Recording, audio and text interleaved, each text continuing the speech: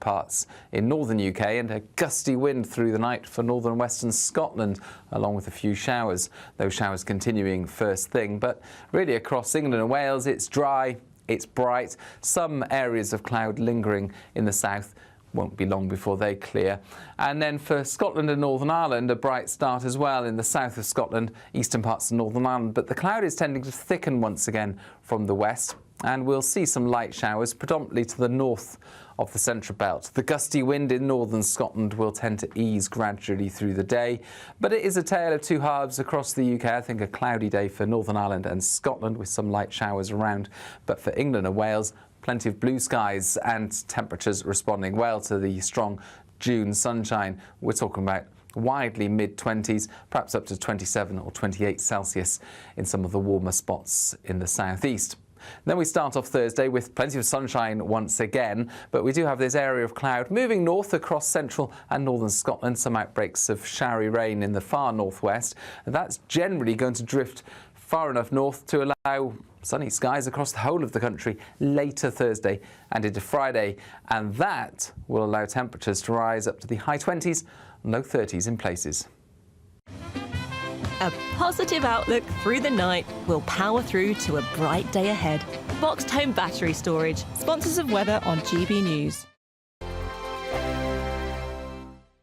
£54,321 cash could be yours. Cash that you could spend however you like. It's like having an extra £1,000 each week for a whole year to play with. Someone is guaranteed to win this amazing amount of cash, so make sure that someone could be you. For another chance to win £54,321 cash, text cash to 63225. One entry costs £2.50 plus one standard network rate message, or text bonus to 63225. 5 entries cost £5 plus one standard network rate message. Go to gbnews.com/win. Entries start at £2.50. Call 0903 686 3232. Calls cost £2.50 plus your network access charge. Or post your name and number to GB14 PO Box 8690 Derby DE1 9TT. UK only. Entrance must be 18 or over. Lines close at 4 p.m. on the 1st of August. Please check the closing time if listening or watching on demand. Westminster's full of talk, but out here, it's the real world. Am I allowed to talk then? No, that's it. This is where it matters, real people and real lives. That's what politics is all about. In fact, this Trump made a good start. No. Straight answers, no spin, and just a couple of pints. How many fingers have I got up? About 10. So join me for Lee Anderson's Real World every Friday at 7 p.m. only on GB News. The People's Channel, Britain's news channel. You want to know what's really going on in the corridors of power? Labour don't know what to do with you half the time, and that makes you quite lethal in the chamber. Get behind the headlines with Chopper's Political Podcast. Join me, Christopher Hope, as I sit down with the great and the good of British politics. We'll see where this ruling takes us. These are the stories shaping our nation. Chopper's Political Podcast, available now on all platforms. Listen in and stay ahead. It's Patrick Christys tonight, and here we do things differently. It's explaining the absolute madness of this, doesn't it? It's explosive. I mean, this is very good. It's lively. 850. Your government sat there, Sean, and it did nothing. It's controversial. And the Middle East has been in turmoil since before I was born. It's everything you need to kickstart your evening. Everyone's had their Weetabix tonight. I love to see it. That's Patrick Christys tonight, weeknights from 9 p.m. Only on GB News, the People's Channel, Britain's news channel.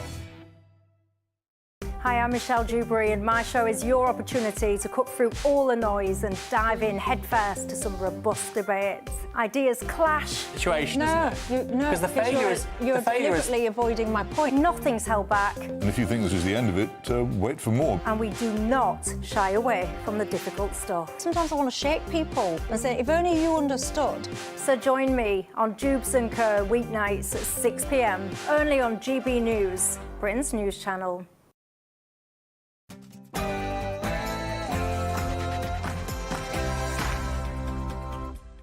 It's 9 p.m. I'm Patrick Christys tonight.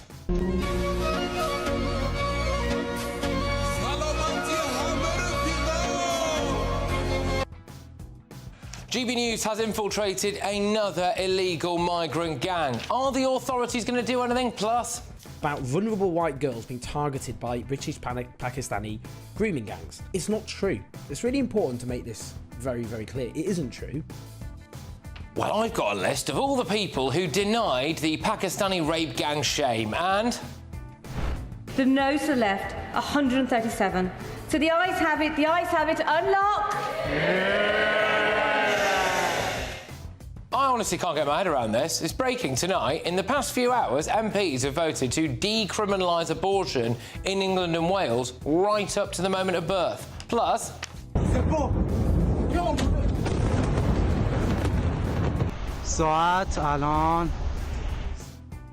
Well, get ready, because President Trump has called for the unconditional surrender of Iran and says that he knows exactly where the Ayatollah is hiding. Plus... And a document is this...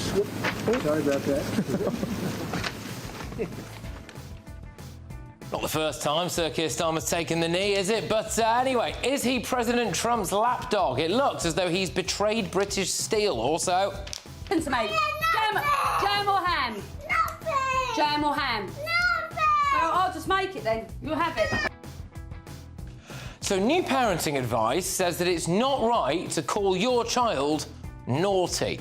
On my panel tonight, it's the columnist and broadcaster Esther Kraku, we've got reform counsellor Jamie McIver and journalist Jonathan Liss.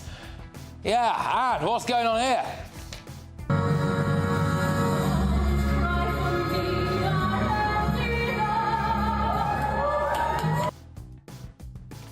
And don't forget to stay tuned for First Edition at 11 p.m. until midnight. It's your one-stop shop for all of tomorrow's news tonight. Get ready, Britain. Here we go.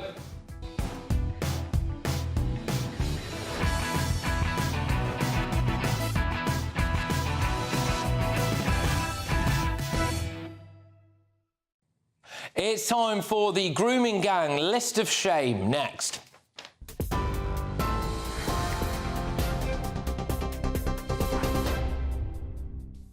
Good evening, it's 2 minutes past 9. I'm Katie Bowen in the GB newsroom. A breaking update this evening, MPs have voted to decriminalise abortion in England and Wales in a historic vote in the House of Commons.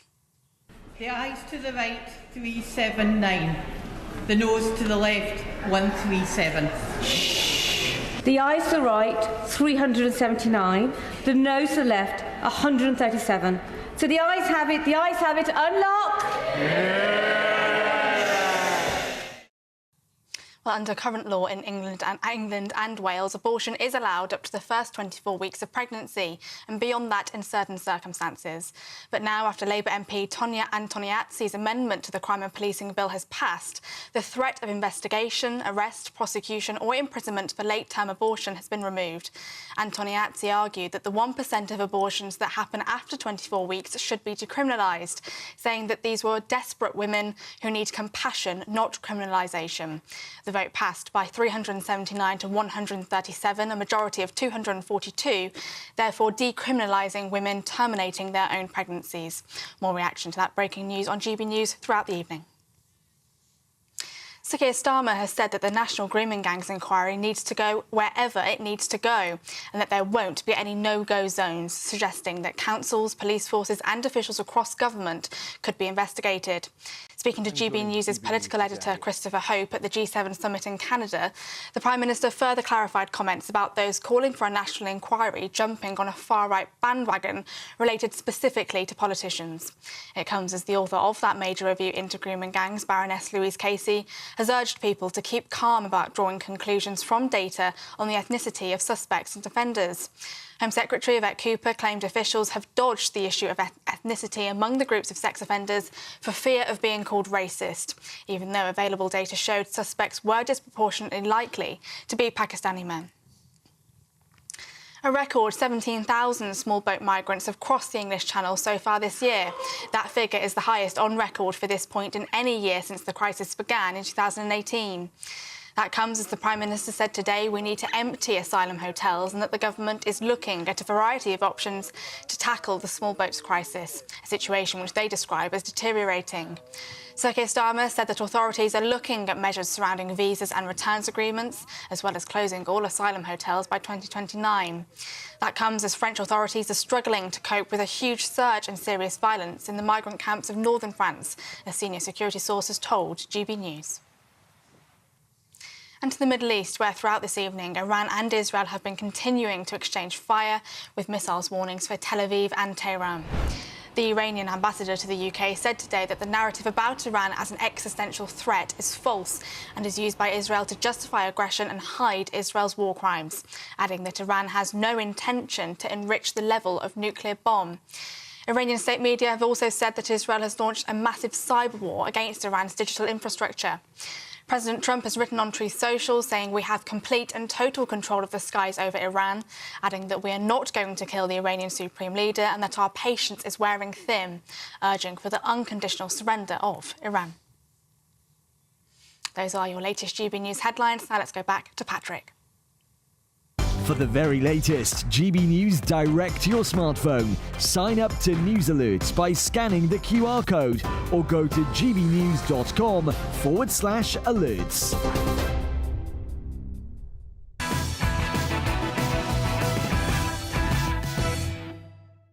Good evening. Yesterday, we were told that we're going to get a national inquiry into Pakistani rape gangs. This is good news for victims and survivors, but bad news for all those who tried to cover it up or denied a problem existed, like journalist Owen Jones. About vulnerable white girls being targeted by British Pakistani grooming gangs. Now, that is the sort of thing you would have expected to read in BNP leaflets, and which, not that long ago, would actually have been condemned by Tory and Labour politicians alike, but we are in 2023 in the worst possible timeline. It's not true. It's really important to make this very, very clear. It isn't true. Yeah, it is though, isn't it? Or ex-BBC Emily Maitlis.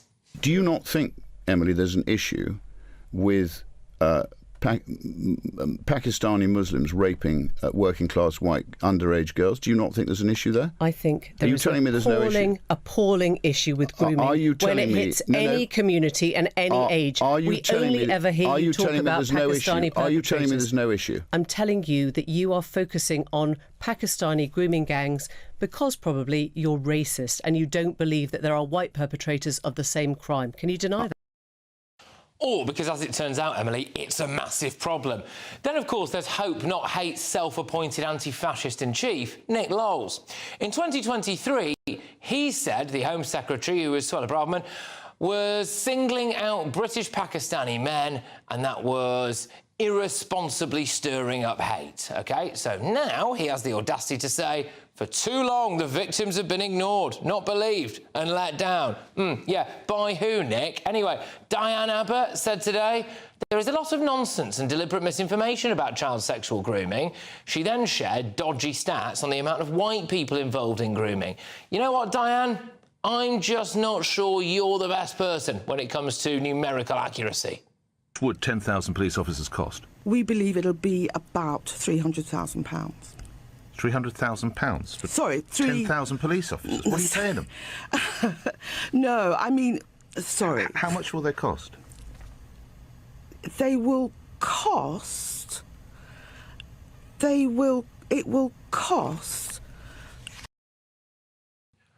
Or maybe, I don't know, just like anything really, Diane.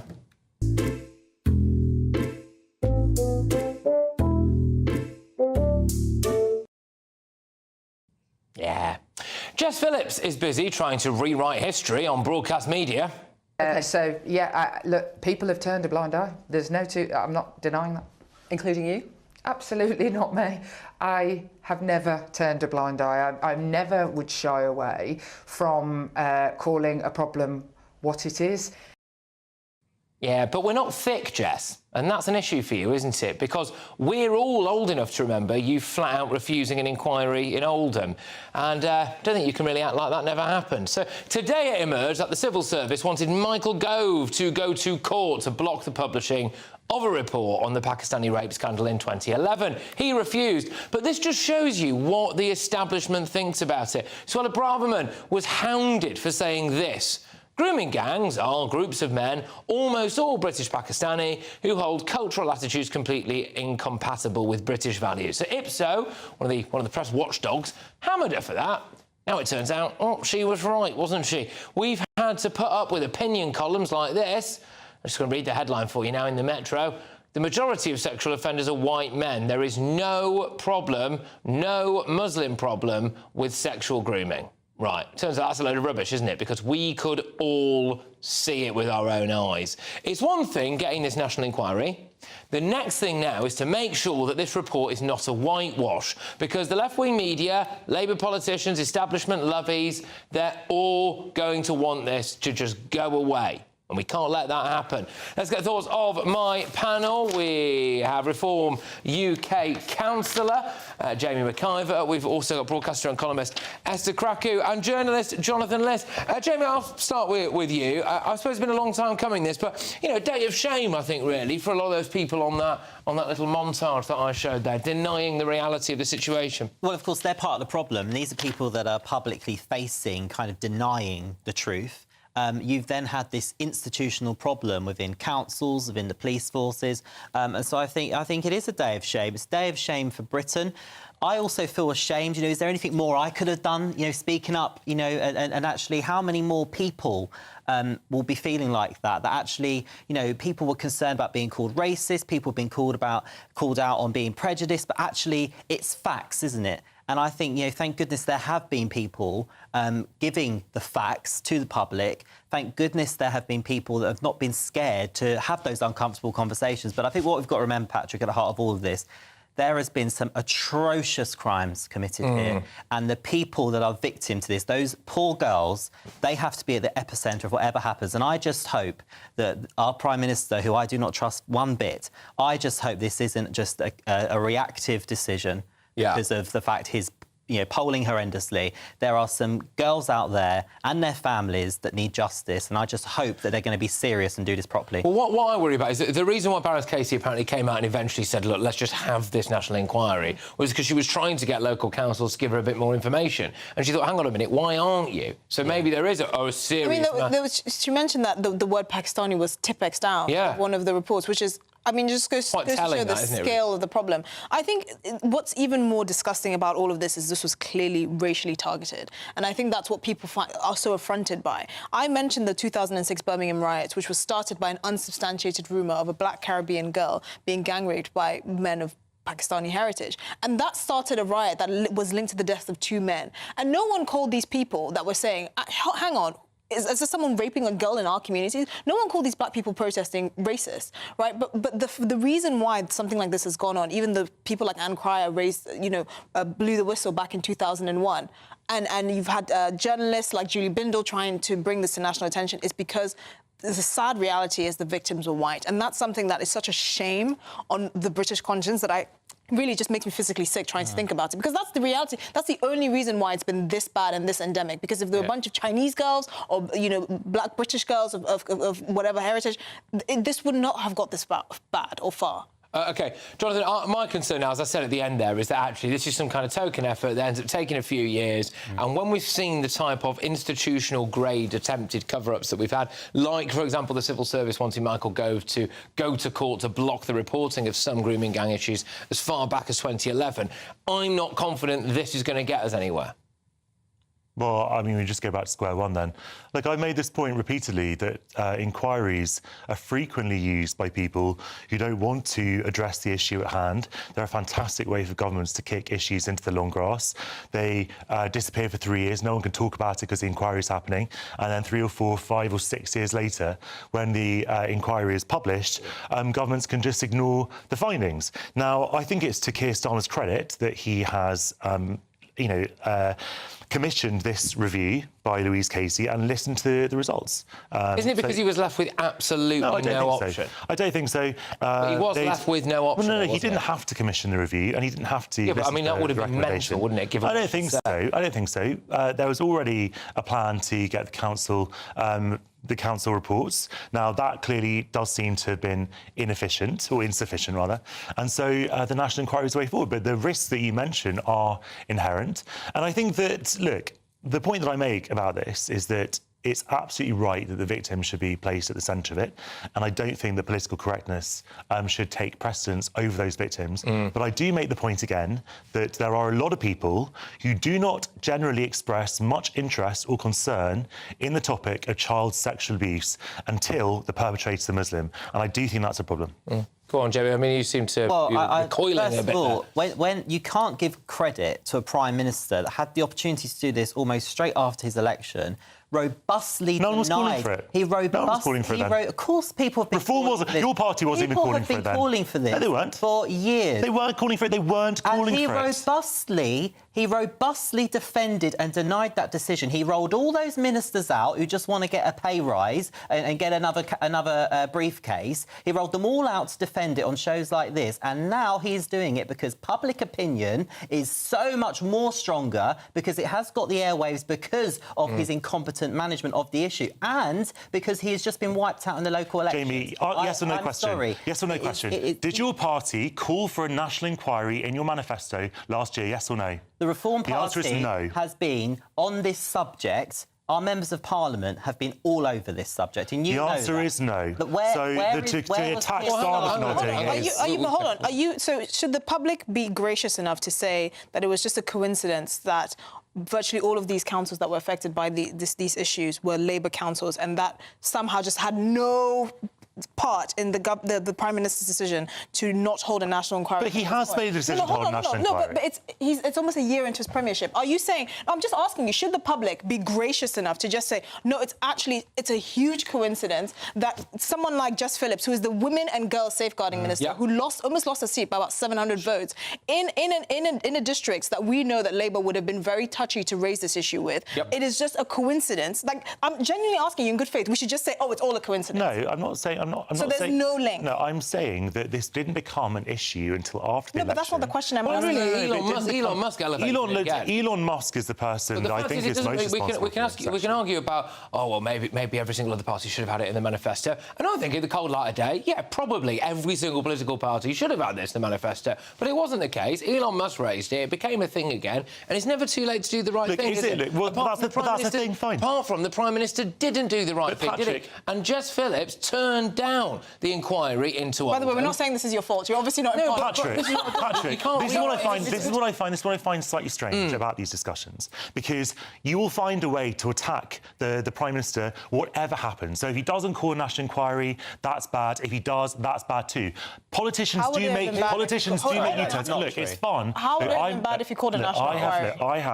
I have also attacked governments for making wrong decisions, and then when they've U-turned, pointed that out as a sign of weakness. I've done it as well in the past. It's a normal thing to do if you're opponents. But the fundamental truth is that if you want a policy and the government agrees to that policy, that is better than the government staying resolute with the wrong policy. OK, when you look, Jamie, though, as I rattled off there, some really, really prominent members of our media class as well. It's like Owen Jones, like Emily Maitlis, there's a couple of others that I could have very easily raised, who've done their best to tell us for years that even the press regulator chastised Suella Braverman for saying what she said about the levels of British Pakistani men involved in grooming gangs.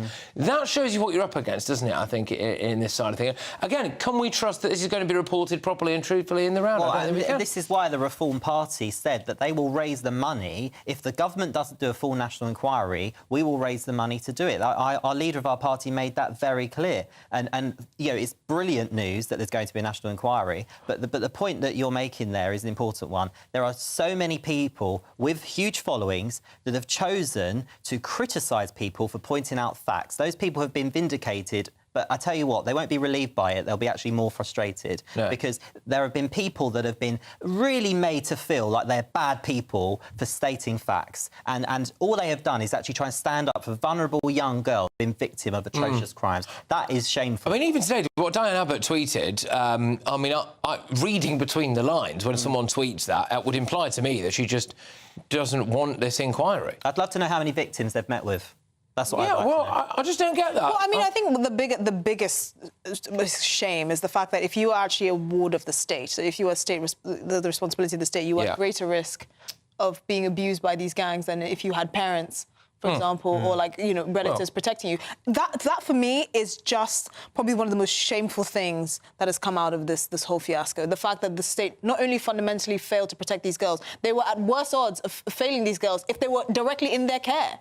Yeah, I completely agree. Now, that is a scandal, which I hope... You know what I think? I'm not trying to think... So presumably only got about another minute on this left before we have to go, but I think there's a really important conversation to be had very soon about whether or not this hasn't been done sooner because they're terrified of the amount of compensation they're going to have to pay. That compensation is going to cripple a load of local councils. It's going to cripple a load of public services because there's going to be care homes should just be taking out of pensions. Etc. Yeah, I honestly think the pensions of the councillors that have failed, your pension I do wonder if that's it, because there is a case study of a grooming gang survivor, a Pakistani rape gang survivor, who launched a civil case against one of her accusers, one of her rapists, and she took him to the cleaners for somewhere in the region of about £400,000. And if that sets the baseline for the rough amount of compensation, this is going to clean people out. Well, look, I don't think that the government is going to allow councils to go to the wall over this, that the government will step in if necessary.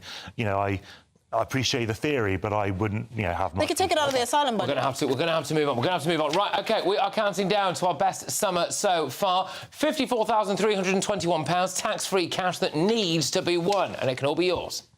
We're kick-starting summer in 5, 4, 3, 2, 1 with your chance to win our biggest cash prize to date, as there's an incredible £54,321 in tax-free cash to be won. What would you spend it on? A brand new car, the holiday of a lifetime, or just the chance to sit back, relax and remove some of those day-to-day financial stresses? £54,321 in tax-free cash has to be won. For a chance to win £54,321 cash, text cash to 63225. One entry costs £2.50 plus one standard network rate message, or text bonus to 63225. 5 entries cost £5 plus one standard network rate message. Go to gbnews.com/win. Entry starts at £2.50. Call 0903 686 3232. Calls cost £2.50 plus your network access charge, or post your name and number to GB14 PO Box 8690 Derby DE1 9TT. UK only. Entrance must be 18 or over. Lines close at 4 p.m. on the 1st of August. Please check the closing time if listening or watching on demand. Good luck. Coming up. First, I have always said that if you make Britain your home, you should pay your taxes here too. The Chancellor is reportedly considering yet another U-turn, this time on her non-dom crackdown that's forced thousands of millionaires to flee Britain. Is it too little too late? Is the damage already done? But before that... Listen to me. Jam or ham? Nothing. Jam or ham? Nothing. Well, I'll just make it then. You'll have it. So BBC presenter turned child therapist Kate Silverton wants parents banned from labelling their kids naughty or silly. So are you a bad parent if you call your child naughty? Oh, and in other news as well, we have infiltrated yet another people smuggling gang. I'm going to give you the results, which we have passed over to the authorities again a little bit later on. Stay tuned.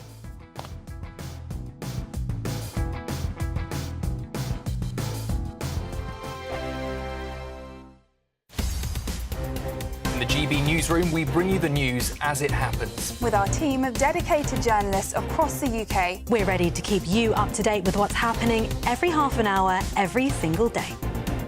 Bulletins here on GB News, the People's Channel, Britain's news channel. Westminster's full of talk, but out here, it's the real world.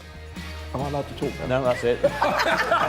This is where it matters. Real people and real lives That's what politics is all about. The fact is Trump made a good start. No. Straight answers, no spin, and just a couple of pints. How many fingers have I got up? About 10. So join me for Lee Anderson's Real World every Friday at 7 p.m. only on GB News.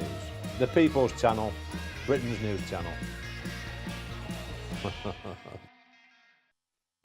You want to know what's really going on in the corridors of power? Labour don't know what to do with you half the time, and that makes you quite lethal in the chamber. Get behind the headlines with Chopper's Political Podcast. Join me, Christopher Hope, as I sit down with the great and the good of British politics. We'll see where this ruling takes us. These are the stories shaping our nation. Chopper's Political Podcast, available now on all platforms. Listen in and stay ahead.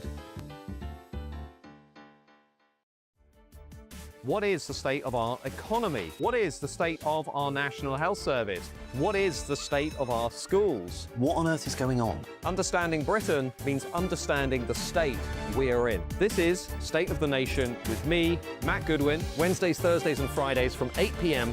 on GB News.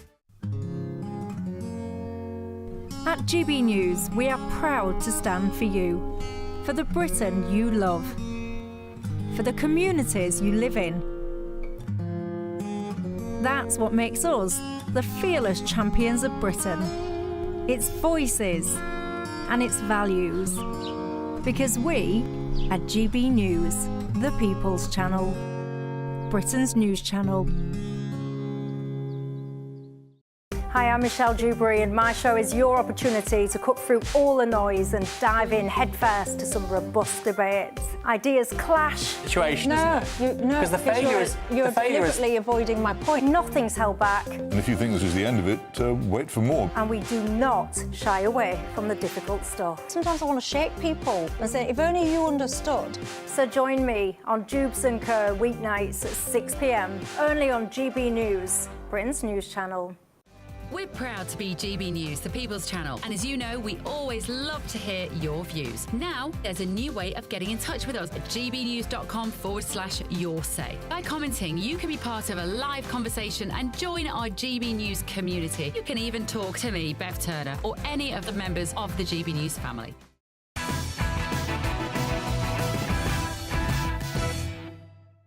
Welcome back to Patrick Christys tonight. So coming up, we have infiltrated yet another human trafficking gang. We've handed all of that information over to the police. It comes after they started shooting at each other the other day, and it emerged yesterday that some illegal immigrants are suspected of being grooming gang members. What will it take to just declare it a national emergency and turn those boats back? But first, is it bad parenting to call your kid naughty? It's time now for the head-to-head.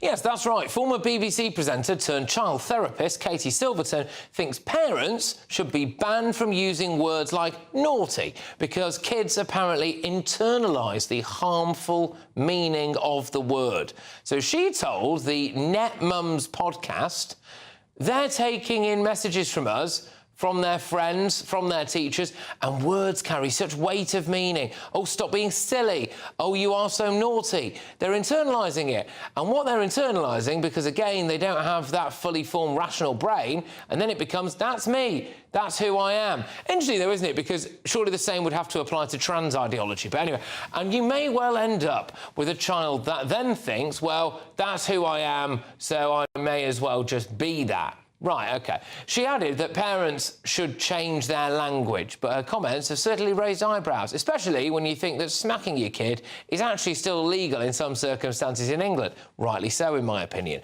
So tonight I'm asking, is it bad parenting to call your child naughty? Go ahead on this now. Our journalist and author, Anna May Mangan, and the commentator, Emma Wolf. Thank you very much. Great to have you on the show. Emma, I'll start with you. Is it naughty to call your child naughty?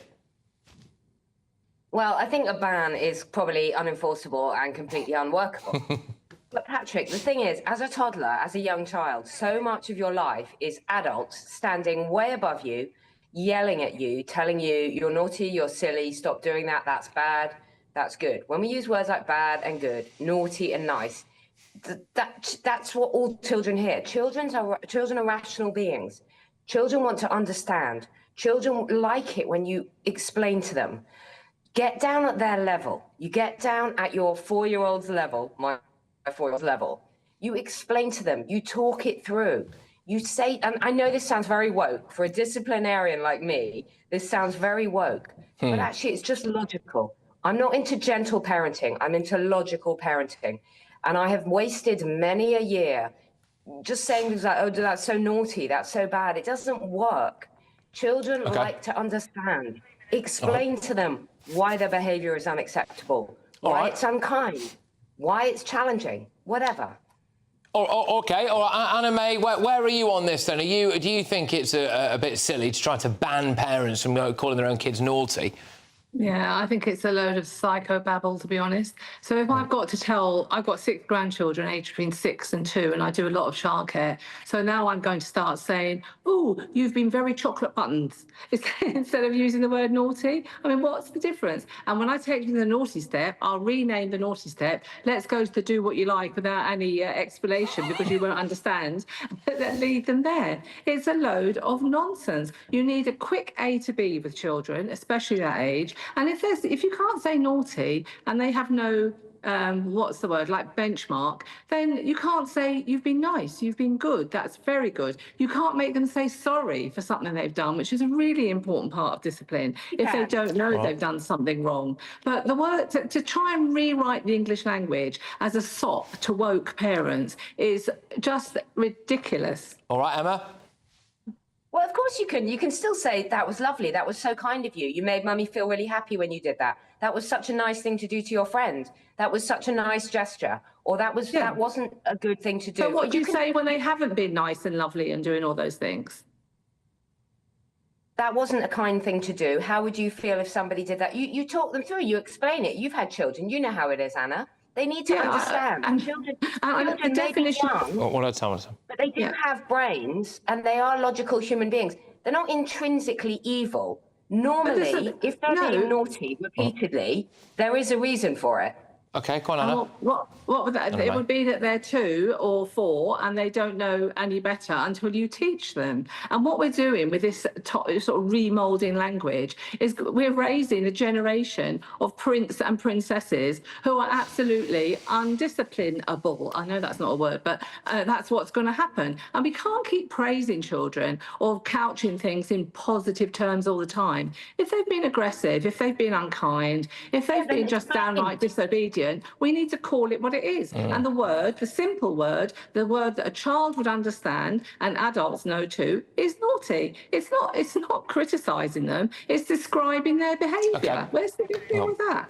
All right, we're going to have to go, I'm afraid, now. But no, it was good, though. I don't think anyone could describe that debate as naughty. It was pretty well-mannered on either side, so thank you very much. I did not have to discipline either of you, which is lovely. Patrick, I cannot wait to discuss parenting with you in a couple of months, mate. Yeah, well, yeah, exactly. I think I'll be in a bad way then, probably. But anyway, thank you very much, both of you. That's commentator Emma Wolfe and journalist and author Anna May Mangan. Right, coming up at 10 p.m, I have managed to infiltrate yet another people smuggling gang. I've passed all the information over to the authorities, but first... And a document is the... Sorry about that. Well, unveiling the signed UK-US trade deal didn't go quite to plan, and neither did the terms of that deal, because it turns out, despite all the promises, the UK steel industry is still going to be subject to the President's tariffs. So, can the Prime Minister really claim a victory? But before all that... First, I have always said that if you make Britain your home, you should pay your taxes here too. The Chancellor is reportedly considering yet another U-turn. This time, it's her non-dom crackdown that's forced thousands of millionaires to flee Britain. Is it too little too late? Has the damage already been done? I'll find out. Be nice to escape the grey. Clear skies, here we come. As clear as our travel insurance. All Clear Travel Insurance sponsors GBNews Travel Destinations Forecast. Whilst there will be a lot of fine and sunny weather around parts of southern Europe, we also need to look at how hot it's going to be. A fair few showery bursts perhaps are affecting parts of Madeira towards the Canary Islands, and then across Spain and France. We're really seeing the heat building as we go through this week. It is going to be heatwave conditions for some here. A bit more showery rain affecting Italy as we go through Wednesday, and further east some showery bursts are possible, but through the outlook really, it looks largely dry and sunny for most. All Clear Travel Insurance sponsors GB News travel destinations forecast. Hi there, and welcome to the latest update from the Met Office for GB News. Over the next 24 hours, we'll see pressure rise from the south, bringing fine weather for most of us, and then leading to a warming trend during the rest of the week. Here's the high pressure. It's been across southern parts of the UK during the week so far, but it's trapped a weather front, and that front has brought an area of cloud and rain south. As that front is squeezed under the area of high pressure, it will tend to fizzle away, cloud becomes patchy, rain peters out, and overnight we're going to see a lot of dry and clear weather, temperatures dipping to 14 or 15 in the south, perhaps the single figures for some sheltered parts in northern UK, and a gusty wind through the night for northern and western Scotland, along with a few showers. Those showers continuing first thing, but really across England and Wales it's dry. It's bright, some areas of cloud lingering in the south. Won't be long before they clear. And then for Scotland and Northern Ireland, a bright start as well in the south of Scotland, eastern parts of Northern Ireland. But the cloud is tending to thicken once again from the west, and we'll see some light showers, predominantly to the north of the central belt. The gusty wind in northern Scotland will tend to ease gradually through the day, but it is a tale of two halves across the UK. I think a cloudy day for Northern Ireland and Scotland with some light showers around, but for England and Wales, plenty of blue skies and temperatures responding well to the strong June sunshine. We're talking about widely mid-20s, perhaps up to 27 or 28 Celsius in some of the warmer spots in the southeast. Then we start off Thursday with plenty of sunshine once again, but we do have this area of cloud moving north across central and northern Scotland, some outbreaks of showery rain in the far northwest. And that's generally going to drift far enough north to allow sunny skies across the whole of the country later Thursday and into Friday, and that will allow temperatures to rise up to the high 20s and low 30s in places. No matter the state it's in, this is our nation. Join me, Jacob Rees-Mogg, for a genuine, honest discussion on where we have been, where we are going, and where we are with the people who set the direction. That's State of the Nation every Monday and Tuesday at 8 o'clock, only on GB News, the People's Channel. This is Britain's Newsroom, where your voice matters. It's just astonishing. With expert analysis and honest opinion, we don't just keep you informed. We bring you unique perspectives you won't see anywhere else. Can't argue with any of that. When the news happens, it happens here. On Britain's Newsroom, weekdays from 9:30 a.m. Only on GB News. Join me, Nana Akwe, for an informative, interactive news programme with a difference. It's fun. No, he didn't say that, Dave. I'm so surprised. I think there's an element of truth to that. Join me from 3 p.m. every weekend, only on GB News, Britain's news channel.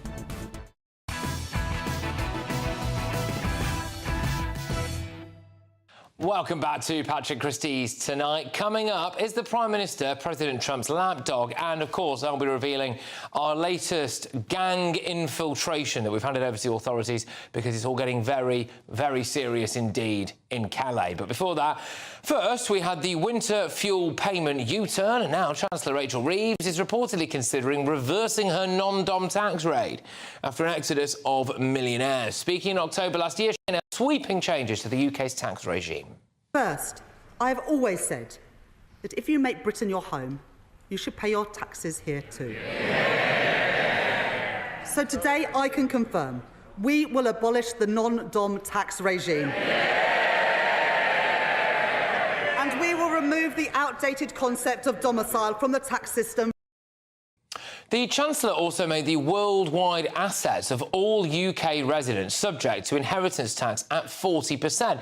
But last year, the UK lost 10,800 millionaires as a result of this, more than double the number who left in 2023. And Treasury tax receipts from wealthy individuals were also down in the first 3 months of 2025. Now, Rachel Reeves is reportedly considering reversing the inheritance tax changes.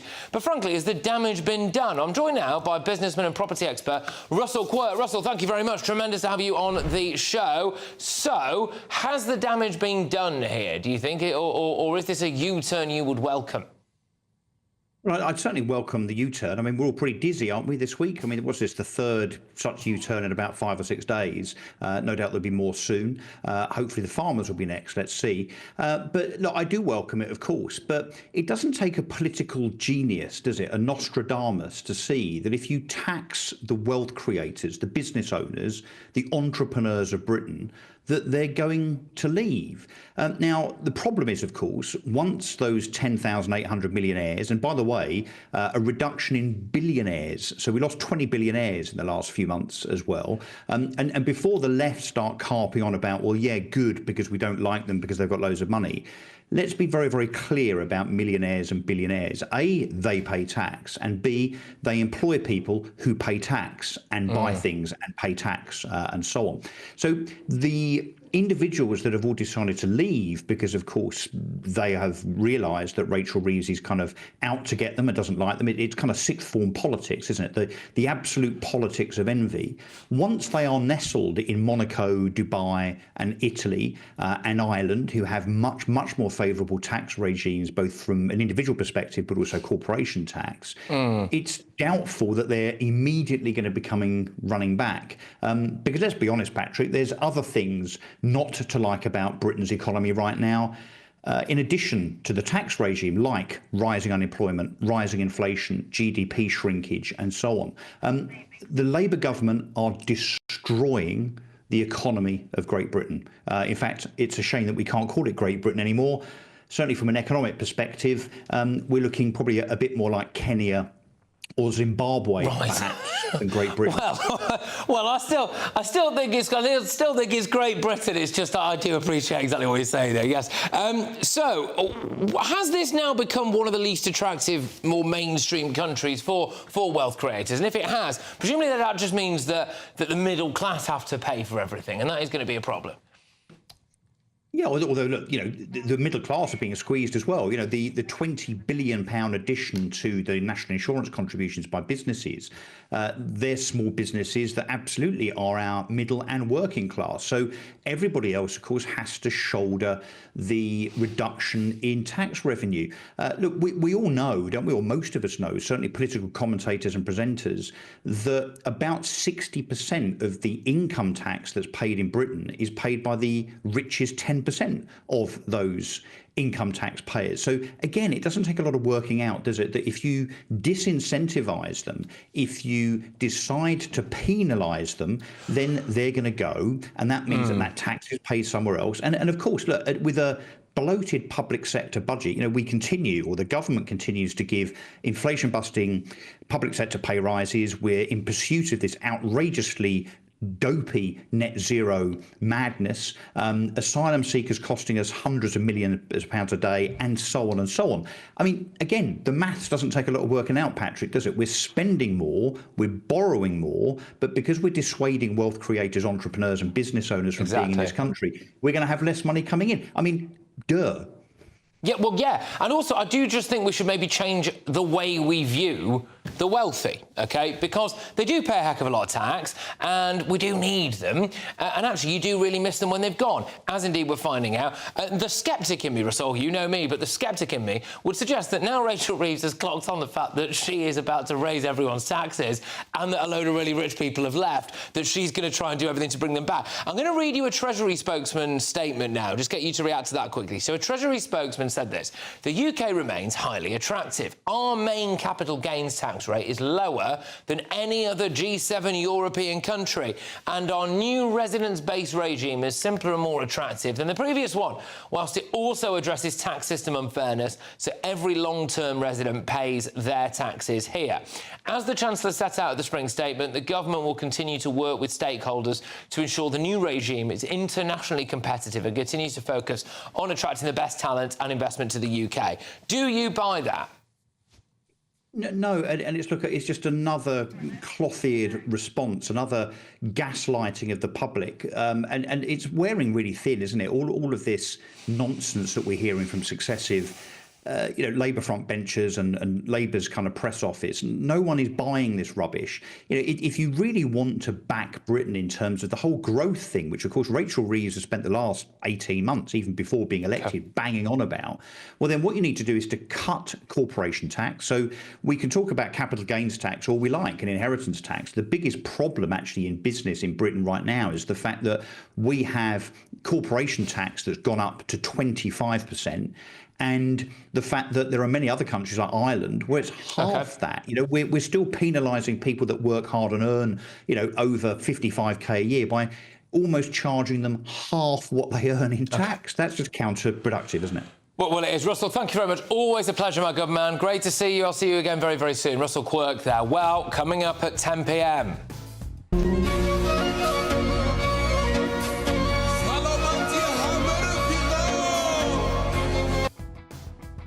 Well, we have once again successfully infiltrated a people smuggling gang with minimal effort. So, what's the Prime Minister finding so difficult? I'll reveal all at 10 p.m, but before that... Find a document. This is... sorry about that. Well, has the Prime Minister taken the knee to President Trump as he betrayed British steel with this US-UK trade deal? That's next. Welcome back to Britain's Newsroom with Andrew and Beth. Hello everyone, Patrick Christys here. I'm Michelle Juber, Britain's News Channel. Access the stories that matter to you. Take the GB News family with you on any device. And as long as you have an internet connection, tune in to GB News anywhere on the planet or beyond. GB News, the People's Channel, Britain's News Channel. You want to know what's really going on in the corridors of power? Labour don't know what to do with you half the time, and that makes you quite lethal in the chamber. Get behind the headlines with Chopper's Political Podcast. Join me, Christopher Hope, as I sit down with the great and the good of British politics. We'll see where this ruling takes us. These are the stories shaping our nation. Chopper's Political Podcast, available now on all platforms. Listen in and stay ahead.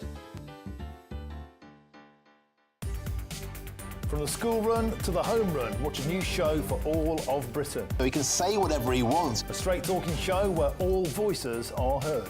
And, when are we going to stop talking about smashing the gangs and actually do it? With the stories that matter from every part of our country. There's a bit of a crash landing there for your Chancellor. Bold, fearless and standing up for you. That's me, Martin Daubney, 3 p.m. till 6 p.m, weekdays, here only on GB News. The People's Channel, Britain's news channel. Hi, I'm Michelle Dewberry and my show is your opportunity to cut through all the noise and dive in headfirst to some robust debates. Ideas clash. Situation, isn't it? Because you're deliberately avoiding my point. Nothing's held back. And if you think this is the end of it, wait for more. And we do not shy away from the difficult stuff. Sometimes I want to shake people and say, if only you understood. So join me on Jubes & Co weeknights at 6 p.m, only on GB News, Britain's news channel.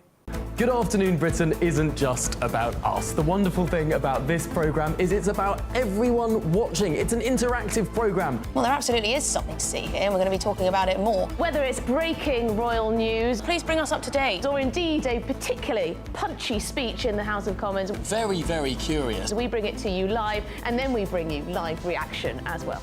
That's Good Afternoon Britain, weekdays from midday. Only on GB News, the People's Channel, Britain's news channel. Mornings don't have to be tiresome, especially if you have the right company. Wake up to news as it happens, opinion and debate, and of course, a little bit of entertainment too. Because when the kettle's on, we're on. That's Breakfast on GB News, a show worth waking up for. Every morning from 6 a.m. Only on the People's Channel, Britain's news channel. We'll spread the news, you spread the word.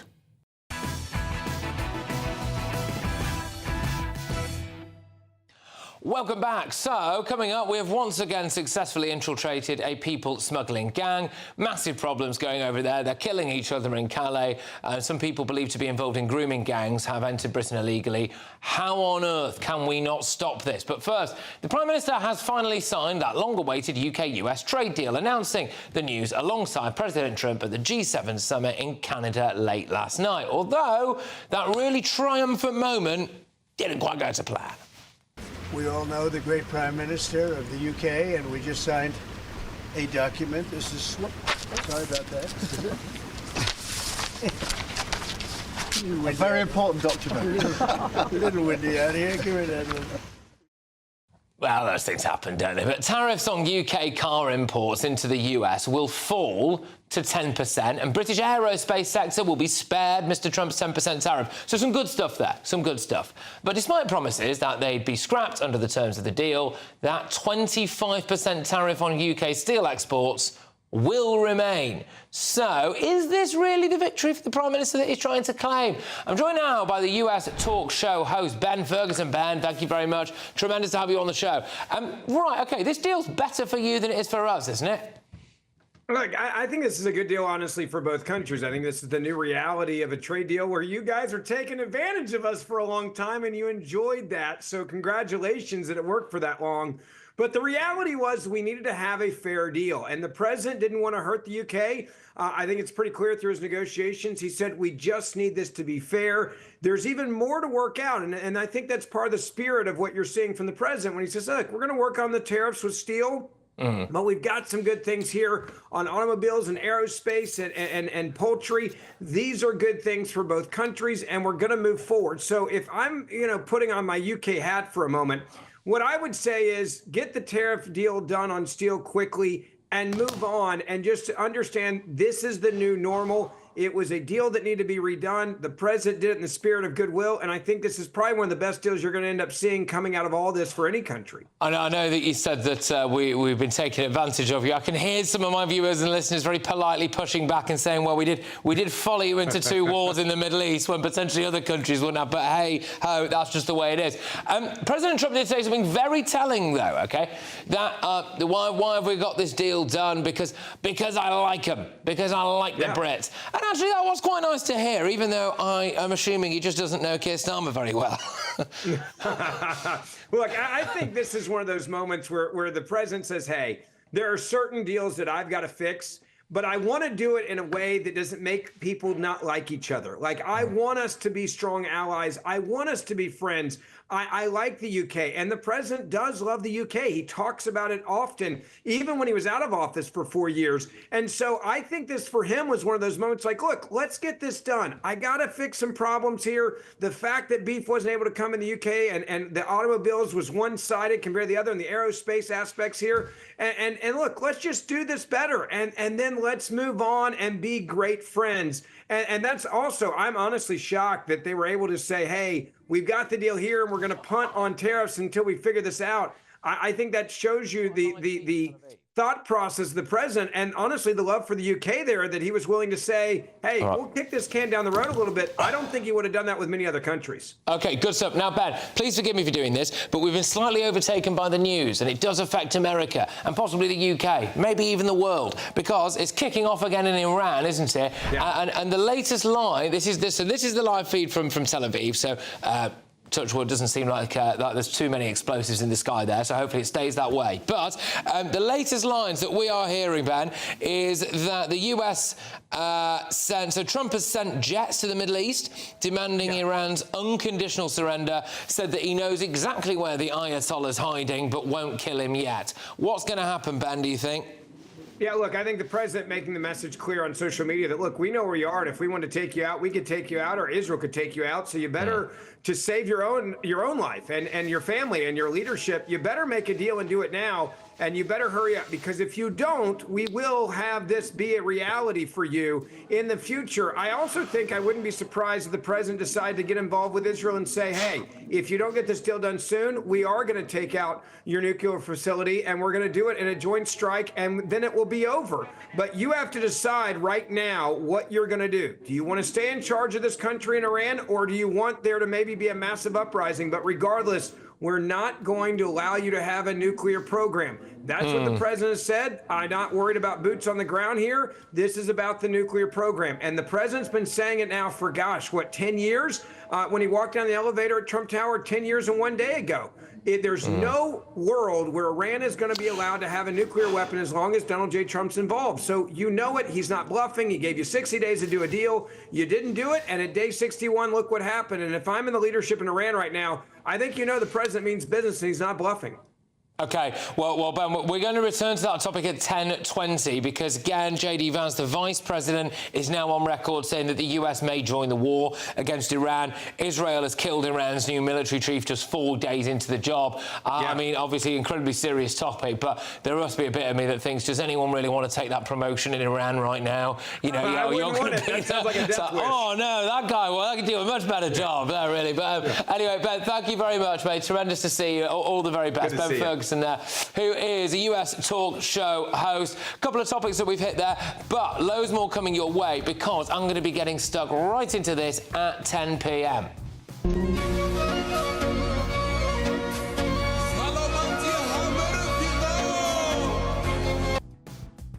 Well, it turns out that we have once again successfully infiltrated a people smuggling gang. I did so because we've had 1,000 blokes pretty much come over just the other day. Some people may be involved in grooming gangs and they've been shooting each other. All of that next.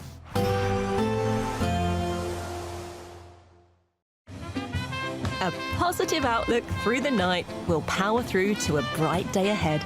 Boxed home battery storage, sponsors of weather on GB News. Hi there and welcome to the latest update from the Met Office for GB News. Over the next 24 hours we'll see pressure rise from the south, bringing fine weather for most of us and then leading to a warming trend during the rest of the week. Here's the high pressure. It's been across southern parts of the UK during the week so far, but it's trapped a weather front and that front has brought an area of cloud and rain south. As that front is squeezed under the area of high pressure, it will tend to fizzle away, cloud becomes patchy, rain peters out, and overnight we're going to see a lot of dry and clear weather, temperatures dipping to 14 or 15 in the south, perhaps the single figures for some sheltered parts in northern UK, and a gusty wind through the night for northern and western Scotland, along with a few showers. Those showers continuing first thing, but really across England and Wales it's dry. It's bright, some areas of cloud lingering in the south. Won't be long before they clear. And then for Scotland and Northern Ireland, a bright start as well in the south of Scotland, eastern parts of Northern Ireland. But the cloud is tending to thicken once again from the west, and we'll see some light showers, predominantly to the north of the central belt. The gusty wind in northern Scotland will tend to ease gradually through the day, but it is a tale of two halves across the UK. I think a cloudy day for Northern Ireland and Scotland with some light showers around, but for England and Wales, plenty of blue skies and temperatures responding well to the strong June sunshine. We're talking about widely mid-20s, perhaps up to 27 or 28 Celsius in some of the warmer spots in the southeast. Then we start off Thursday with plenty of sunshine once again, but we do have this area of cloud moving north across central and northern Scotland, some outbreaks of showery rain in the far northwest. And that's generally going to drift far enough north to allow sunny skies across the whole of the country later Thursday and into Friday, and that will allow temperatures to rise up to the high 20s and low 30s in places. A positive outlook through the night will power through to a bright day ahead. Boxed home battery storage, sponsors of weather on GB News. Imagine having an extra £1,000 to spend each week for an entire year. £54,321 in tax-free cash could be yours. Cash to spend however you like. £54,321 in cash could be landing in your bank account this year. For another chance to win £54,321 cash, text cash to 63225. One entry costs £2.50 plus one standard network rate message. Or text bonus to 63225. 5 entries cost £5 plus 1 standard network rate message. Go to gbnews.com/win. Entries start at £2.50. Call 0903 686 3232. Calls cost £2.50 plus your network access charge. Or post your name and number to GB14 PO Box 8690 Derby DE1 9TT. UK only. Entrance must be 18 or over. Lines close at 4 p.m. on the 1st of August. Please check the closing time if listening or watching on demand. You want to know what's really going on in the corridors of power? Labour don't know what to do with you half the time, and that makes you quite lethal in the chamber. Get behind the headlines with Chopper's Political Podcast. Join me, Christopher Hope, as I sit down with the great and the good of British politics. We'll see where this ruling takes us. These are the stories shaping our nation. Chopper's Political Podcast, available now on all platforms. Listen in and stay ahead. Westminster, the ultimate clique. And you're fighting like rats in a sack. But here on the Camilla Tominey Show, we ask the questions the establishment media is too scared to ask. OK, let me ask you a straight question, because I know you're a straight-talking politician. Whether it's net zero, illegal immigration or law and order, nothing is off limits. You had the power then. Yeah, as I and say, now you've lost it. That's the Camilla Tominey Show, a politics show that's fearless. But no, let me finish my question if you don't mind, because it is my show. Sundays at 9:30, only on GB News, the People's Channel, Britain's news channel.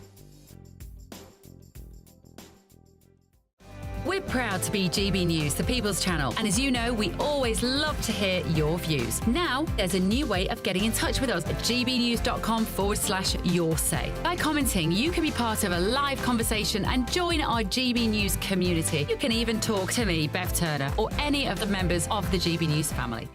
Good Afternoon Britain isn't just about us. The wonderful thing about this programme is it's about everyone watching. It's an interactive programme. Well, there absolutely is something to see here, and we're going to be talking about it more. Whether it's breaking royal news, Please bring us up to date. or indeed a particularly punchy speech in the House of Commons, Very, very curious. we bring it to you live, and then we bring you live reaction as well.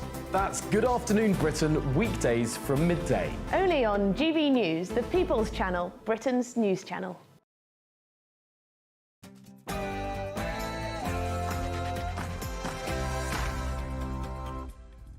It's 10 p.m. I'm Patrick Christys. Tonight.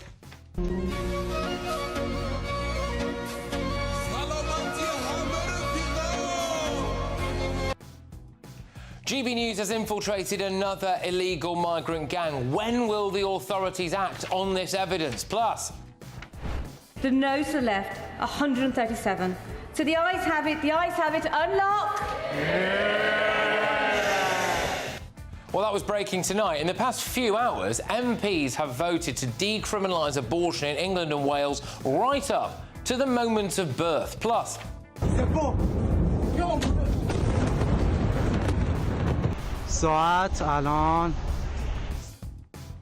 well, will it kick off big time tonight? President Trump calls for the unconditional surrender of Iran. He says he knows where the Ayatollah is and he won't kill him yet. Plus, And a document. This is sorry about that.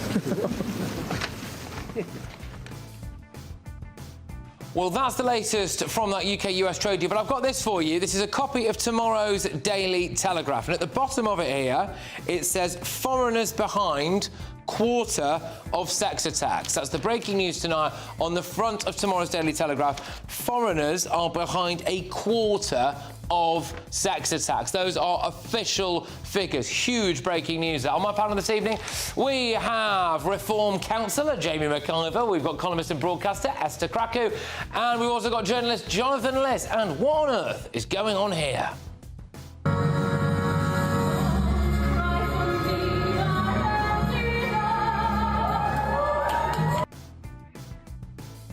And don't forget to stay tuned for Late Edition at 11 p.m. until midnight. I'm going to be taking you through all of the front of tomorrow's newspaper front pages and what's inside them as well. Get ready, Britain. Here we go.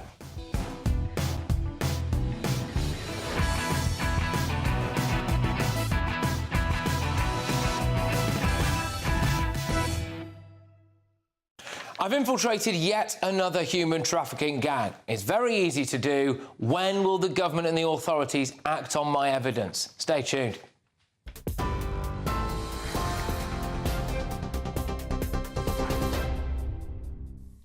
Good evening, it's 2 minutes past 10. I'm Katie Bowen in the GB newsroom. MPs have voted to decriminalise abortion in England and Wales in a historic vote in the House of Commons. The ayes to the right, 379. The noes to the left, 137. The ayes to the right, 379. The noes to the left, 137. So the ayes have it. Unlock! Well, under current law in England and Wales, abortion is allowed up to the first 24 weeks of pregnancy and beyond that in certain circumstances. But now, after Labour MP Tonia Antoniazzi's amendment to the Crime and Policing Bill has passed, the threat of investigation, arrest, prosecution or imprisonment for late-term abortion has been removed. Antoniazzi argued that the 1% of abortions that happen after 24 weeks should be decriminalised, saying these were desperate women who need compassion, not criminalisation. The vote passed by 379 to 137, a majority of 242, therefore decriminalising women terminating their own pregnancies. Sir Keir Starmer has said that the National Grooming Gangs inquiry needs to go wherever it needs to go and that there won't be any no-go zones, suggesting that councils, police forces and officials across government could be investigated. Speaking to GB News' political editor Christopher Hope at the G7 summit in Canada, the Prime Minister further clarified comments about those calling for a national inquiry jumping on a far-right bandwagon related specifically to politicians. It comes as the author of that major review into grooming gangs, Baroness Louise Casey, has urged people to keep calm about drawing conclusions from data on the ethnicity of suspects and offenders. Home Secretary Yvette Cooper claimed officials have dodged the issue of ethnicity among the groups of sex offenders for fear of being called racist, even though available data showed suspects were disproportionately likely to be Pakistani men. A record 17,000 small boat migrants have crossed the English Channel so far this year. That figure is the highest on record for this point in any year since the crisis began in 2018. That comes as the Prime Minister said today that we need to empty asylum hotels and that the government is looking at a variety of options to tackle the small boats crisis, a situation which they describe as deteriorating. Sir Keir Starmer said that authorities are looking at measures surrounding visas and returns agreements, as well as closing all asylum hotels by 2029. That comes as French authorities are struggling to cope with a huge surge in serious violence in the migrant camps of northern France, a senior security source has told GB News. And to the Middle East, where throughout today, Iran and Israel have been continuing to exchange fire with missile warnings for Tel Aviv and Tehran. A short while ago, Iran's Revolutionary Guard said that strikes were targeting Israeli air bases from which they were attacked, while a member of the Houthis has said this evening that the group will intervene to support Iran against Israel. The Iranian ambassador to the UK said today that the narrative about Iran as an existential threat is false and is used by Israel to justify aggression and hide Israel's war crimes. President Trump has written on Truth Social saying we have complete and total control of the skies over Iran, adding that we are not going to kill the Iranian supreme leader and that our patience is wearing thin, urging for the unconditional surrender of Iran. Vice President J.D. Vance said that President Trump may take further action. Those are your latest GB News headlines. Now let's go back to Patrick. For the very latest GB News direct to your smartphone, sign up to News Alerts by scanning the QR code or go to gbnews.com/alerts.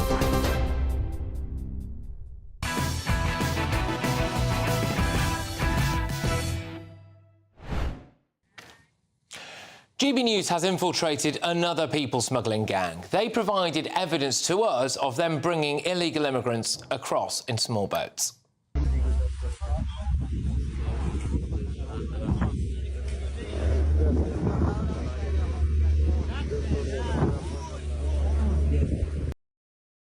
We exchanged dozens of messages with them, so we were quoted €1,200 as the cost of our crossing, and the messages seem to suggest that he tries to do crossings most days and has actually been doing it for quite a while, as evidenced by TikTok videos of people breaking into Britain that go back at least a couple of months.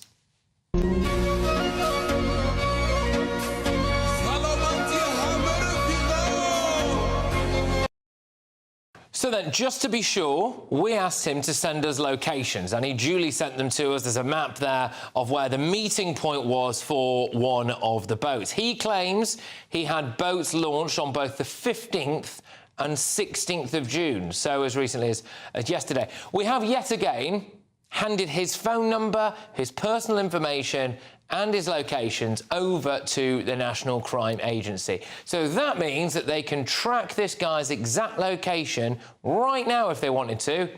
Will they? Well, we shouldn't have to keep doing this, should we? Continually embarrass the authorities by showing them how many gangs there are, how freely they're operating in France, and how easily they could bring people into Britain. I mean, at this rate, I might go to Calais, meet them, get in one of their boats and just come across myself. This is a national emergency, all right? It has emerged that in the last few days, illegal immigrants have been attacking and killing each other in Calais. Effectively, you've got sort of people smuggling gangs in a war with mainly African migrants from Sudan and elsewhere who are either refusing to or don't have the money to pay the people smugglers for crossing. So what they have adopted is a tactic of storming the boats as they're launched and trying to muscle their way on board, armed with weapons and causing all kinds of injuries. 3 people were pulled from a boat just yesterday with stab wounds. And yesterday it emerged that illegal immigrants are being investigated for their alleged role in live grooming gang investigations. Secondly, Baroness Casey reports that she came across cases involving suspects who were asylum seekers. We have asked her team to provide to the Home Office all the evidence that they found, so the immigration enforcement can immediately pursue individual cases with the police. I don't think violent murderers and possible child rapists should be able to download TikTok, find a human trafficker, pay them a little bit of cash and then be brought into Britain. I think it's quite easy to stop that problem. It's a national emergency, so why isn't Sir Keir Starmer treating it like one?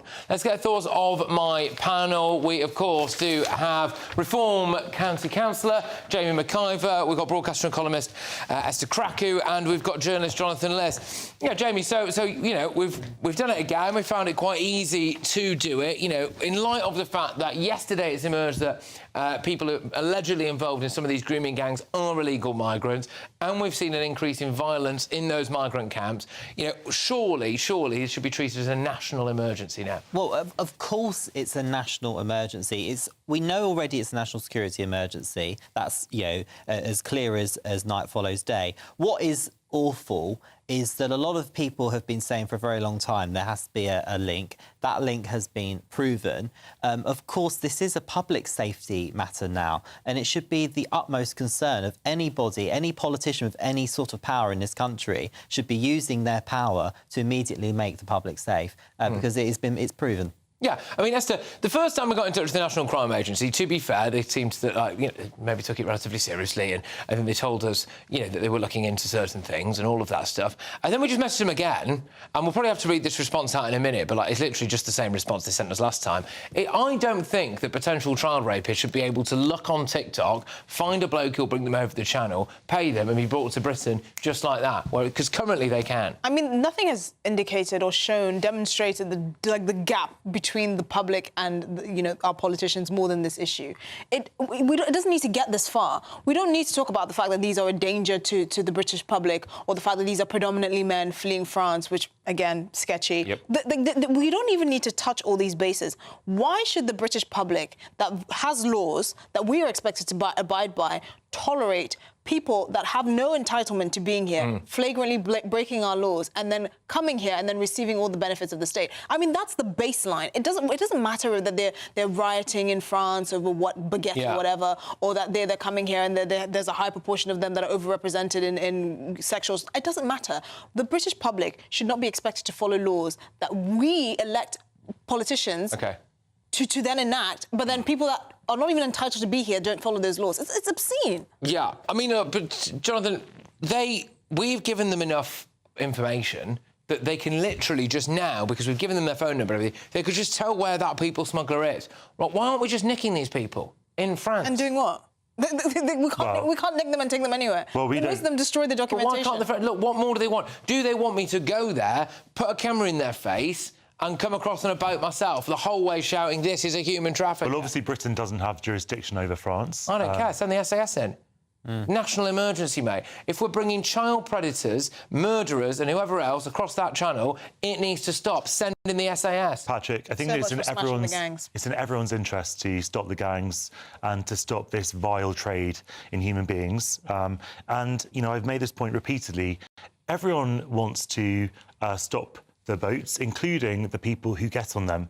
They are spending so much. They are spending a lot of money. They really want the boats. No, they don't. They would like they do. safe and legal ways to come here that don't cost their entire life savings, which is fund the organised crime. They don't want to do that. Entire life savings. Well, do you know they're criminals? I'm not talking about the criminals. I'm talking about the people who are going on the boats. So you know, when I spoke to a couple of those people, right? You know, they said that they were being paid for Wouldn't one of them by their was with parents back in Eritrea. Yeah, I was about to say. And they just keep sending them money. Just one. Here's the thing. There's no point in justifying all of this. We shouldn't tolerate this. Even if they were an army of nuns coming from Tuscany with gifts to bear. If they're coming to this country illegally, we shouldn't. I don't care why. Esther, I'm sorry. But you talk about tolerating. I'm sorry. We're not going to tolerate international law now. Claiming asylum isn't. No, that's not true. That is simply not true. Oh, okay. I'm sorry. You can't just make up the law on the trot, Esther. Claiming asylum is an international human right. To Peru on a boat and say I have a right to claim asylum. Take me in. Actually, yes, I can go to Peru. Why don't you try that? I can't because I don't want to. I'm quite happy here and I'm not being persecuted. Oh, okay. You don't want to be sometimes feel like Guess what? The Marines in Peru. Persecuted in France. The Marines in Peru will not shuffle you in and it is roll out the red illegal. carpet because Jonathan List wants to claim Peru doesn't have to grant me asylum, but if I claim asylum, then that's not true. If I claim asylum in a country, they have a duty under international law to process that. Try that in Sudan. Now, here's my point. In the last 2 days alone, we have been presented with some new information that many people thought they already knew, but now we definitely know it, right? That there are people who have broken into Britain illegally who are being investigated for grooming gang offences. And now some people have started shooting each other in Calais. And, what's on the front of the Daily Telegraph tomorrow? Foreigners behind quarter of sex attacks. We could... At a minimum. OK, but what does foreigner mean? Does it mean people who weren't born here? Who Probably, citizens? OK, right. well, you know, plenty You're going to say that includes Boris Johnson, not as a sex criminal, but in terms of being a foreigner, right? Yeah, but that's not really who we're talking about, is it? Well, no, who are we talking about, then? Go on, then. Who are we talking about? I'll tell you who we're talking about. What does a foreigner mean? What's a foreigner? We're talking about people that have come to this country for whatever reason. They've come to this country, they've been welcomed into this country, and they have chosen to use their opportunity in the land of opportunity to commit horrendous crimes at the expense of British... So what's... OK, there are... Look, there is also a significant number of them who have entered this country illegally, broken laws on day one. The idea they're claiming asylum in Britain and then that's OK. No, it's not OK, because they can claim asylum in France, claim asylum in Spain. They choose to claim asylum in Britain because we're a soft touch, and we allow them to break into our country on a small boat. It is a national security emergency. It needs to be treated as such, which is why I spend my entire life at the moment campaigning to make sure we have a reformed government. Well, they're not remotely only as soft. One party taking it seriously, and the government isn't. And you know what they could do to shut me up, right? Because I'm going to keep doing this. Seriously, I'm just going to keep doing this. I'm going to keep doing it like every week or every other day and highlighting how many people there are out there just trading in human life, sending people across the channel. Some of those people might be quite, quite dangerous, as it turns out, as well. They could just, the NCA, crack one of those people and send that to me as a press release, and I'd have to come out here and praise them, wouldn't I? Why aren't they doing that? They don't want to. We've got a Labour government. We've got a Labour government with a load of Labour backbenchers that have no interest in seeing this issue go away. They would rather people be welcomed in Dover off of a boat, they would love this issue to go away, and put in a hotel. That's what they're happy to do. They are in government with a supermajority. They can deal with it. They're Come on, that's nonsense. This is as you've correctly identified. Why are Labour not campaigning to leave the ECHR? Because that's a nonsensical policy. Yeah, exactly. It's a nonsensical policy. Because it's going to solve the problem. No, it's not going to solve the problem in any way. They want to absolutely welcome people to guarantee. this country. Let's have this conversation 10 years' time if, God forbid, your party ever gets in power and enacts that monstrous policy. It was not going to change it one bit, I guarantee you. But let's have that conversation 10 years' time should the worst happen. The point is that Starmer would love this issue to go away, but he wants to follow the law. And I've got plenty of differences with Starmer on this issue, and I think that they should have a visa, asylum processing centres in France, keep saying that, provide safe and legal means to come here, so thereby completely smashing the business model of those vile gangs. But Labour is not listening to me, that's fine, but we'll see how well they do. But the idea that they are happy for people to come across in these boats is just ludicrous, I'm sorry. Well, Keir Starmer today has been forced to admit that the situation in the Channel is, quote, deteriorating. So he's been in office for a year, so it's a fifth of his time, and it's got worse. So I have to say this honestly. I didn't have high hopes for the Labour government. I did not think they would be this bad this quickly, and it has actually shocked me how bad across virtually every level of public life things have deteriorated under this Labour government. And I don't know if the country can stomach 4 more years of this. I genuinely don't. I don't believe it can. It's horrendous. I mean, that's what he said on the Tories as well. Actually, people are losing energy and hope. That's the sad thing. People, just a year in, people have really lost hope that things can actually get better. So for the money that we've given the French, OK, and given that the Prime Minister today has been forced to say that it's deteriorating in the Channel, and that we've found out that people are involved in grooming gangs, allegedly, who have broken into Britain, and that they've started shooting each other in Calais, what is stopping, for the money we've sent the French, what is stopping them tracking down that bloke whose phone number is on my phone right now, who you could track him exactly where he is now? You'd have to ask the French then, wouldn't you? All the Brits. We're not in control of France. Why are we giving them the money then? Anymore. So we stop the money and we say to them, you can't fish in our waters. And we say all those things to them. This is ridiculous. The French officer, it's dead easy. I could go and meet that human trafficker tomorrow, probably, if I wanted to. Why can't the French go and knock on his door? They want more money. You have to ask them.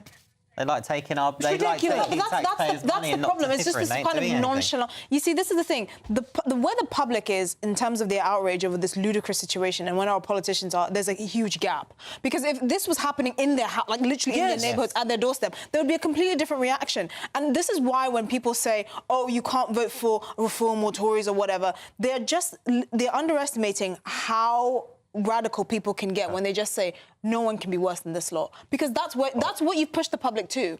OK, well, let's go. So this is what the National Crime Agency said. They said the majority of migrants who are facilitated into the UK by organised immigration crime networks will have engaged with social media at some point in their journey. It is widely known that these groups use social media to promote their services and attract custom. Since the end of 2021, we've worked with social media companies to help them prevent crime groups using these platforms to recruit, communicate and advertise a range of services to migrants. To date, this work has seen almost 21,000 post pages or accounts advertising organised immigration crime services removed from platforms.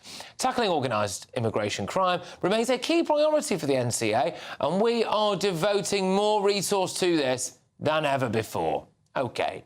All right, then. Well, in other news, we are counting down to your best summer so far. £54,321 in tax-free cash. Come on, you've got to be in it to win it. Here's how.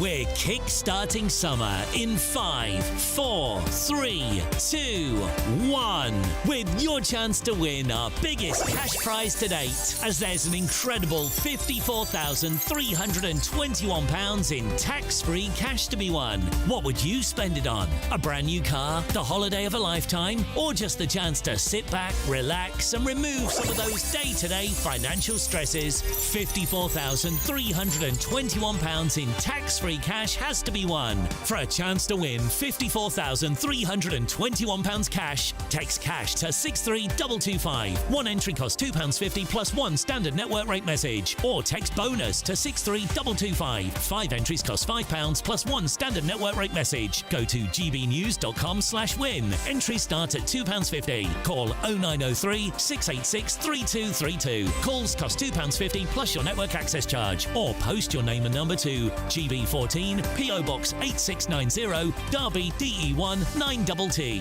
UK only. Entrance must be 18 or over. Lines close at 4 p.m. on the 1st of August. Please check the closing time if listening or watching on demand. Good luck.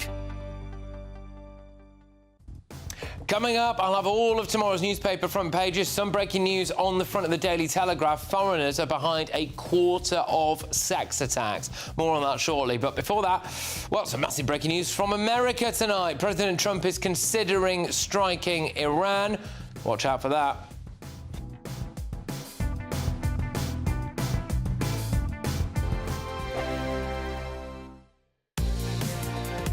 Mornings don't have to be tiresome, especially if you have the right company.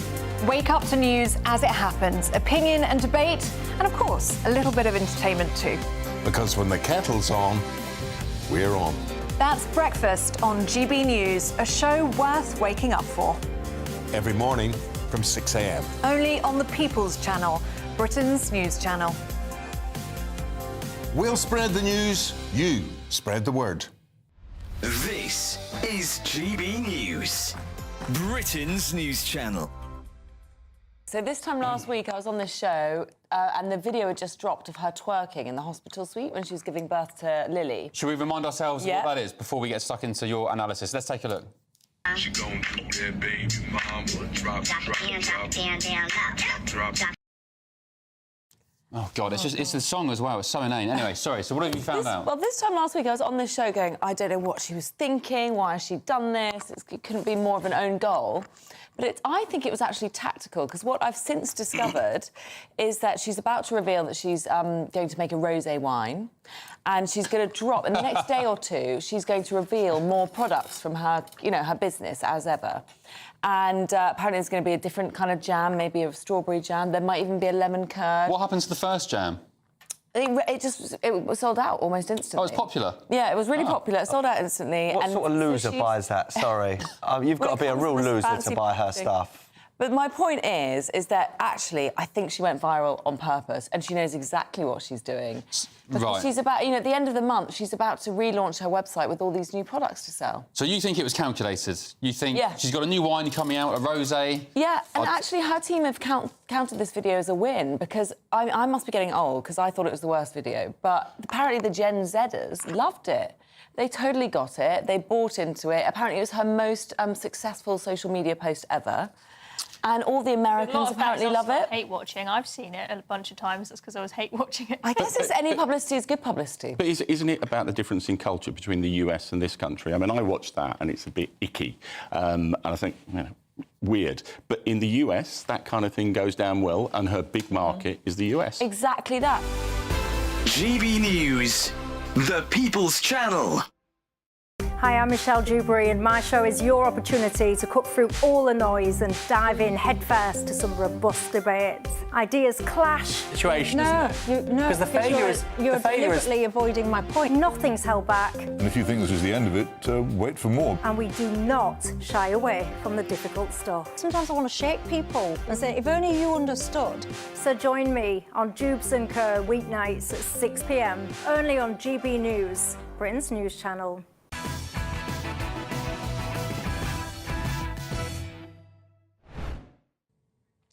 Well, the breaking news tonight is, according to the American broadcaster NBC, President Trump is considering a range of options on Iran, including US strikes. And according to social media as well, Israel is saying now that the US could join their war against Iran, quote, as early as tonight. And in fact, earlier today, he called for the unconditional surrender of Iran as the country's war with Israel entered its 5th day. Writing on social media, the president of the US said, "We know exactly where the so-called supreme leader is hiding. He's an easy target, but is safe there. We're not going to take him out, at least not for now. But we don't want missiles shot at civilians or American soldiers. Our patience is wearing thin." Now, again, the development in the last few minutes on that is that the US has placed all of its military bases in the Middle East on high alert this evening. So if they are struck, the implication there is that they'll just slot the Ayatollah. But in a second post, he called for the unconditional surrender of Iran. The Israeli military and its forces struck on several locations in western Iran earlier today. They hit dozens of missile launchers. And this was the astonishing moment yesterday that Iran's state broadcaster was hit live on air. فضای غبارآلوده استادیوم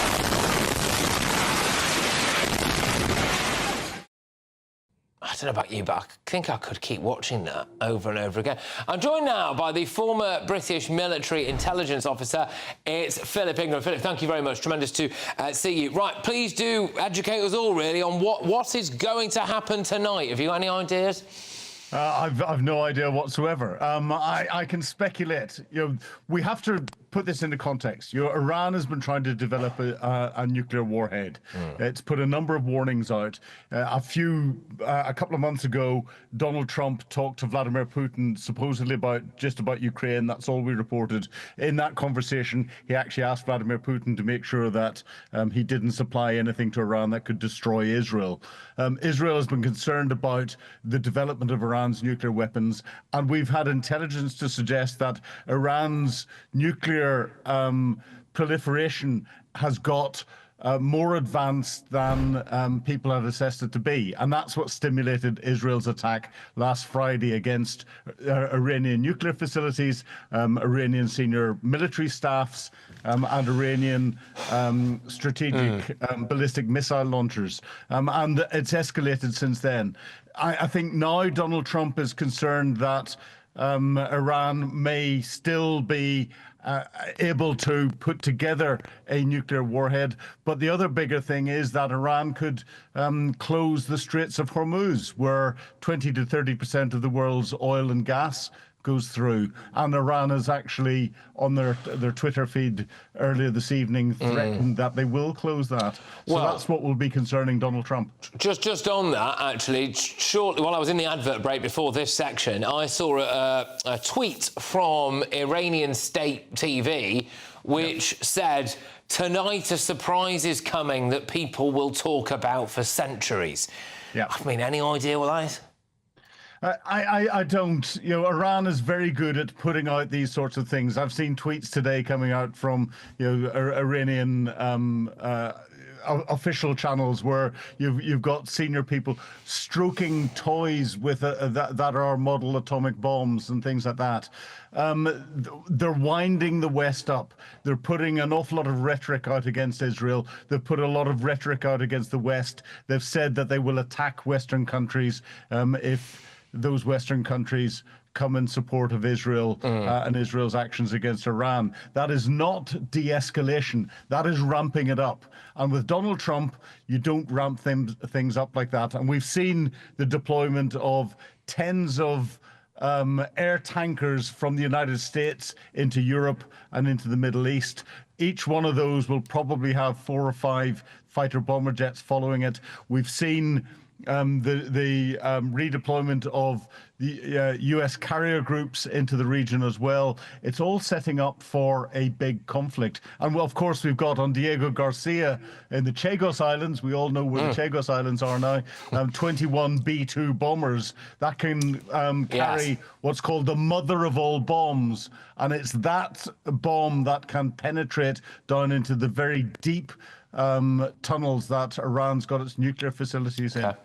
Just very quickly, if that's okay. It's all very well and good people saying, well, the world would probably be a better place without the Ayatollah in it. But have we not learned something from previous, forays into the Middle East where we've thought, all right, Saddam Hussein, clearly not a great guy, got rid of him. It's actually got worse, hasn't it? And you look at the situation in Syria, it's not been great for a long time. Do you see what I'm getting at here? Is this the right thing to actually do?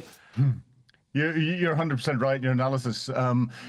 It's very difficult to work out whether it's the right thing to do. The one thing about Iran is a sponsor of terrorism across the Middle East, instability across the Middle East, and terrorism across the world. It is Iran that has enabled Hamas, Iran that enabled Hezbollah, Iran that's enabled the different groups inside Iraq, Iran that's enabled the Houthis in Yemen. Therefore, it's Iran that's behind an awful lot of the ills that there are in the world at the moment. And that's down to the Grand Ayatollah and the Iranian Revolutionary Guards Corps.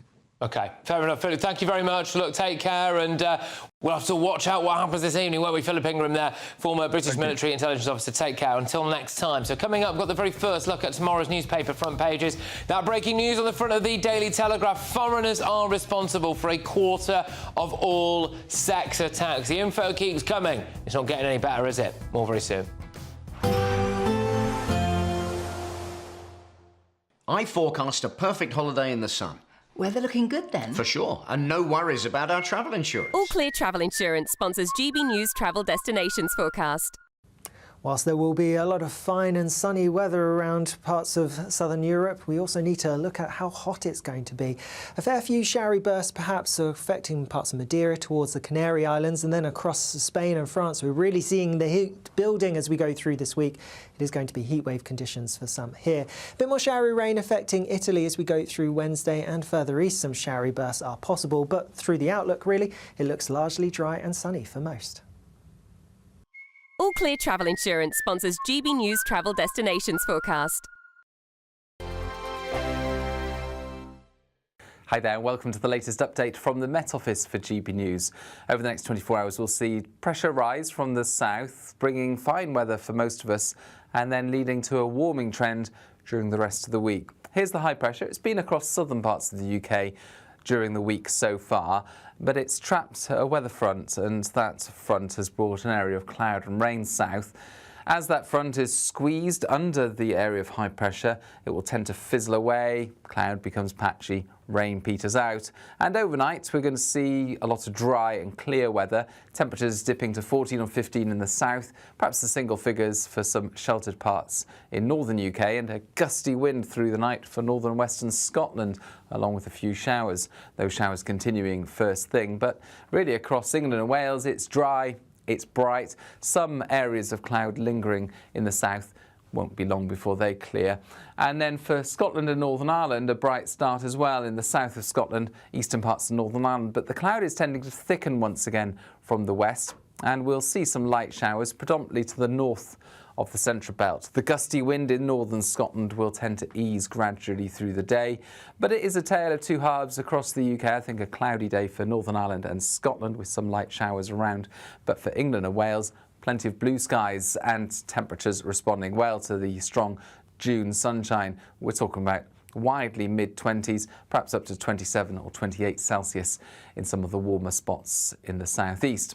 Then we start off Thursday with plenty of sunshine once again, but we do have this area of cloud moving north across central and northern Scotland, some outbreaks of showery rain in the far northwest, and that's generally going to drift far enough north to allow sunny skies across the whole of the country later Thursday and into Friday, and that will allow temperatures to rise up to the high 20s and low 30s in places. Good Afternoon Britain isn't just about us. The wonderful thing about this programme is it's about everyone watching. It's an interactive programme. Well, there absolutely is something to see here, and we're going to be talking about it more. Whether it's breaking royal news, please bring us up to date, or indeed a particularly punchy speech in the House of Commons. Very, very curious. We bring it to you live, and then we bring you live reaction as well. That's Good Afternoon Britain, weekdays from midday. Only on GB News, the People's Channel, Britain's news channel. Mornings don't have to be tiresome, especially if you have the right company. Wake up to news as it happens, opinion and debate, and of course, a little bit of entertainment too. Because when the kettle's on, we're on. That's Breakfast on GB News, a show worth waking up for. Every morning from 6 a.m. Only on the People's Channel, Britain's news channel. We'll spread the news, you spread the word.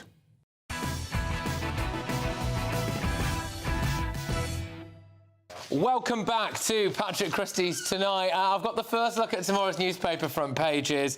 Let's start with the Daily Express. Grooming gangs, one of the biggest scandals ever. Come on, guys, hold it together. We've got some very serious stuff on the front page here. Tory leader demands inquiry that actually gets to the bottom of this. That's Kemi Badenoch's latest intervention. Let's go to the I paper.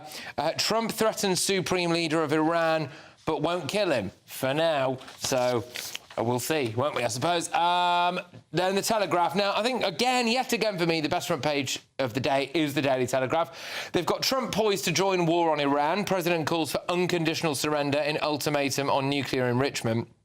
Two big stories at the bottom there, the nibs. You've got foreigners behind a quarter of sex attacks, and then the other one is MPs decriminalise abortion up to birth. And I must say, I am very, very, very worried about that. Very worried about that. But let's do The Guardian now. Trump demands unconditional surrender by Iran. They've also got abortion no longer a criminal matter. Tell you what, just on this, before I go to my panel on this, I do want to enter GB News presenter, former Conservative MP Miriam Cates into the fray, because Miriam, I know, has got incredibly strong feelings, hi Miriam, about this abortion story. I mean, it just seems... So now in Britain... am I wrong about this? If you wanted to abort your child at 8 months, 3 weeks, you could do it?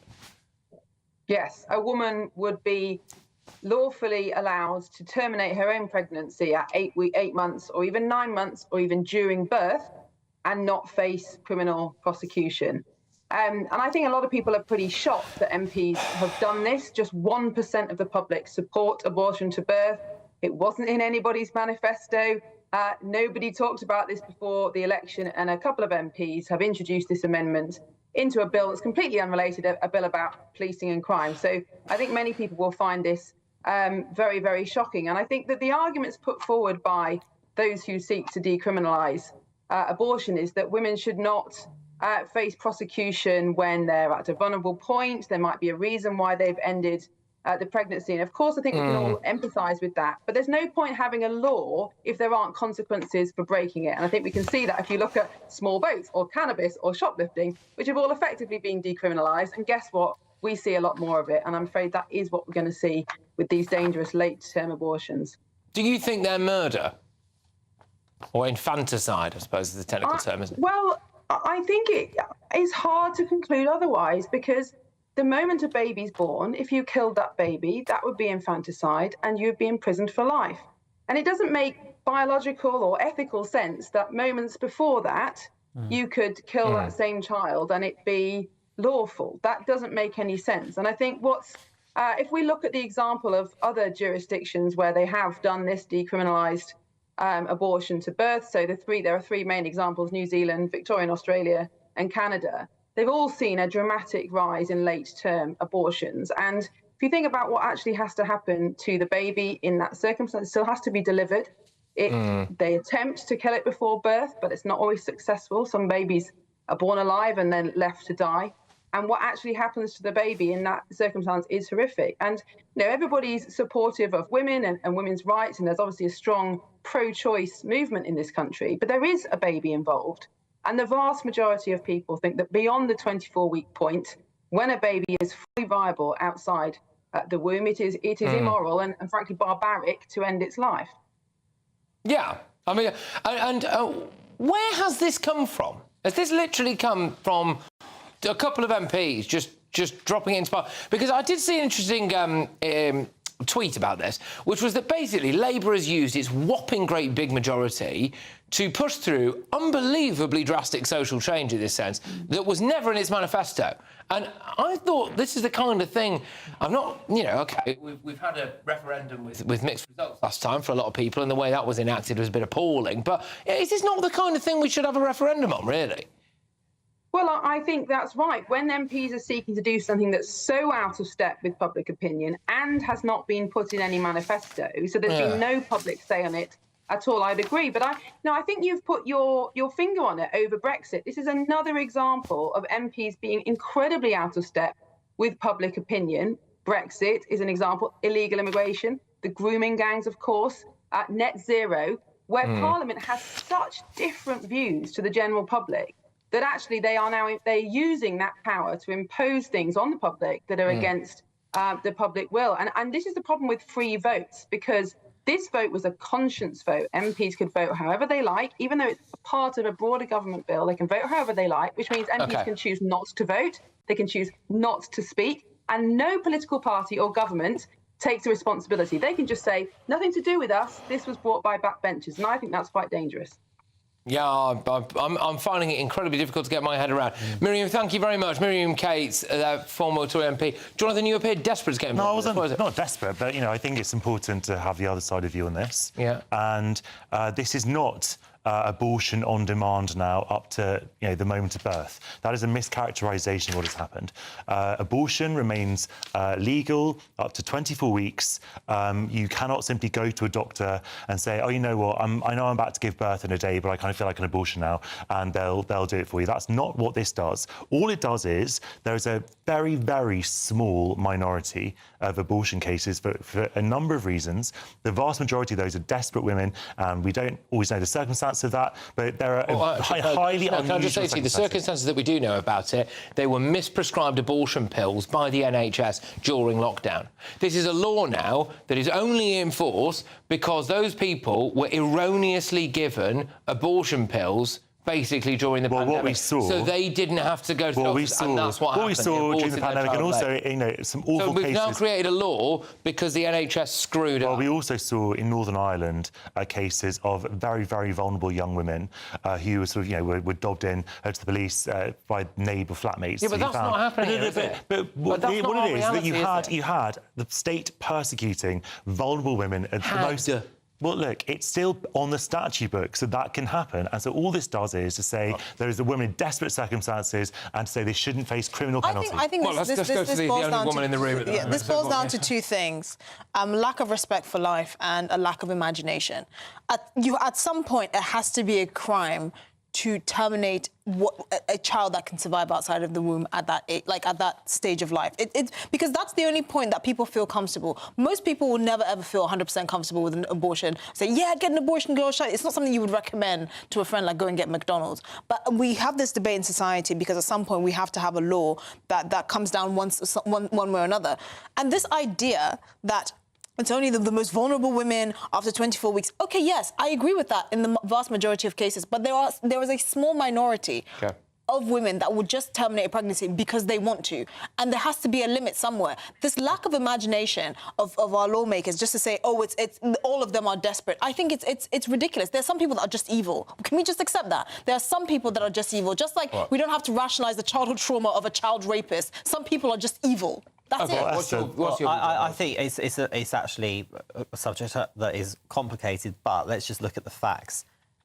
On a Wednesday, a baby could be born, going around the family, everybody holding it. But on a Tuesday, its life could be terminated. OK, sorry to cut you off. We're breaking now. We're going live to Tel Aviv, where strikes are currently happening. So we're looking at the skyline above Tel Aviv, and this is where Iran is currently firing missiles at Israel. So that's what we're looking at on our screens right now. Earlier on today, President Trump said he knew where the Ayatollah was. He's easily gettable, but he's not going to kill him just yet. He did, however, say that he didn't want to continue to see strikes on civilians. Well, if you indiscriminately fire at Tel Aviv, even though Israel has that Iron Dome, which for the moment, as far as I can tell, sitting here in our studio looking at those footage, that appears to be working, thankfully. But those are attempted strikes on civilians, aren't they? So what will happen now? Iran, for their part, has said, using their state media, tonight something will happen that people will talk about for centuries. So is this the start of it? We don't know. We'll have to wait and see. It looks as though, as well, if you certainly look at the front of The Guardian and on The Telegraph, Trump demands unconditional surrender by Iran as tensions rise. Trump poised to join war on Iran. OK, so I feel as though this could be the start of something quite major tonight. Can I just say as well, it's worth you knowing that when I do my show Late Edition, which is all of tomorrow's newspaper front pages and what's inside the book as well, we're going to be going to, we're supposed to be going anyway, to Winston Marshall, the former Mumford & Sons star and podcast host, who is in Tel Aviv for us. So it'll be fascinating to get his views. Look, Jamie, what do you make of this? I mean, this is Iran, potentially with the start of what they describe as the kind of bombardment that people are going to talk about for centuries. Yeah, I mean, your heart breaks for Tel Aviv, personally, and for Israel. That's certainly my position, as a country I've visited many times. And if you think of the fear that people there have been living under, and you watch these scenes, it is so distressing. But frankly, what we have to have order in the world, and we have to have world order. And I am very reassured that we have a president in the White House that believes in law and order and believes in world order. And so, it's a horrible time. It's not a good thing. It's not something we want to see. The information that we have at the moment, and obviously this is a developing story, but the information that we have at the moment is that Iran has now fired a wave of ballistic missiles. That's what we're looking at there. So they've gone for the ballistic missiles at Israel, which is again a very, very, very serious thing to be doing. Yeah. So I mean, realistically, what do you see happening now? I mean, it looks as though US fighter jets are poised and ready to go. I mean, this could just be the end of the Ayatollah, I suppose. Well, I don't think that would be in anyone's interest. Iran is a country of 90 million people. Destabilising countries in the Middle East or removing regimes hasn't exactly gone very well when the West has tried to do it before. That being said, Iran had to retaliate in some visible fashion. You know, the leadership couldn't just let Israel get away with its strikes without some sort of public show. Sometimes I think the logic here is you have to escalate in order to de-escalate. So in order to prevent an all-out war, some sort of catastrophic turn of events like Iran having nuclear-grade weapons, you have to be willing to show your strength, which I'm guessing is the logic here. I hope it pays off because this is extremely scary. There's a lot of criticism that being levelled at Israel, one of which is, where is your proof that Israel is actually, Iran actually has nuclear-grade or close to nuclear-grade uranium? Again, we just have to wait and see. But it's a very tense... Jonathan, look, I totally get that, clearly, President Trump is not your favourite human being, but presumably you prefer him to the Ayatollah.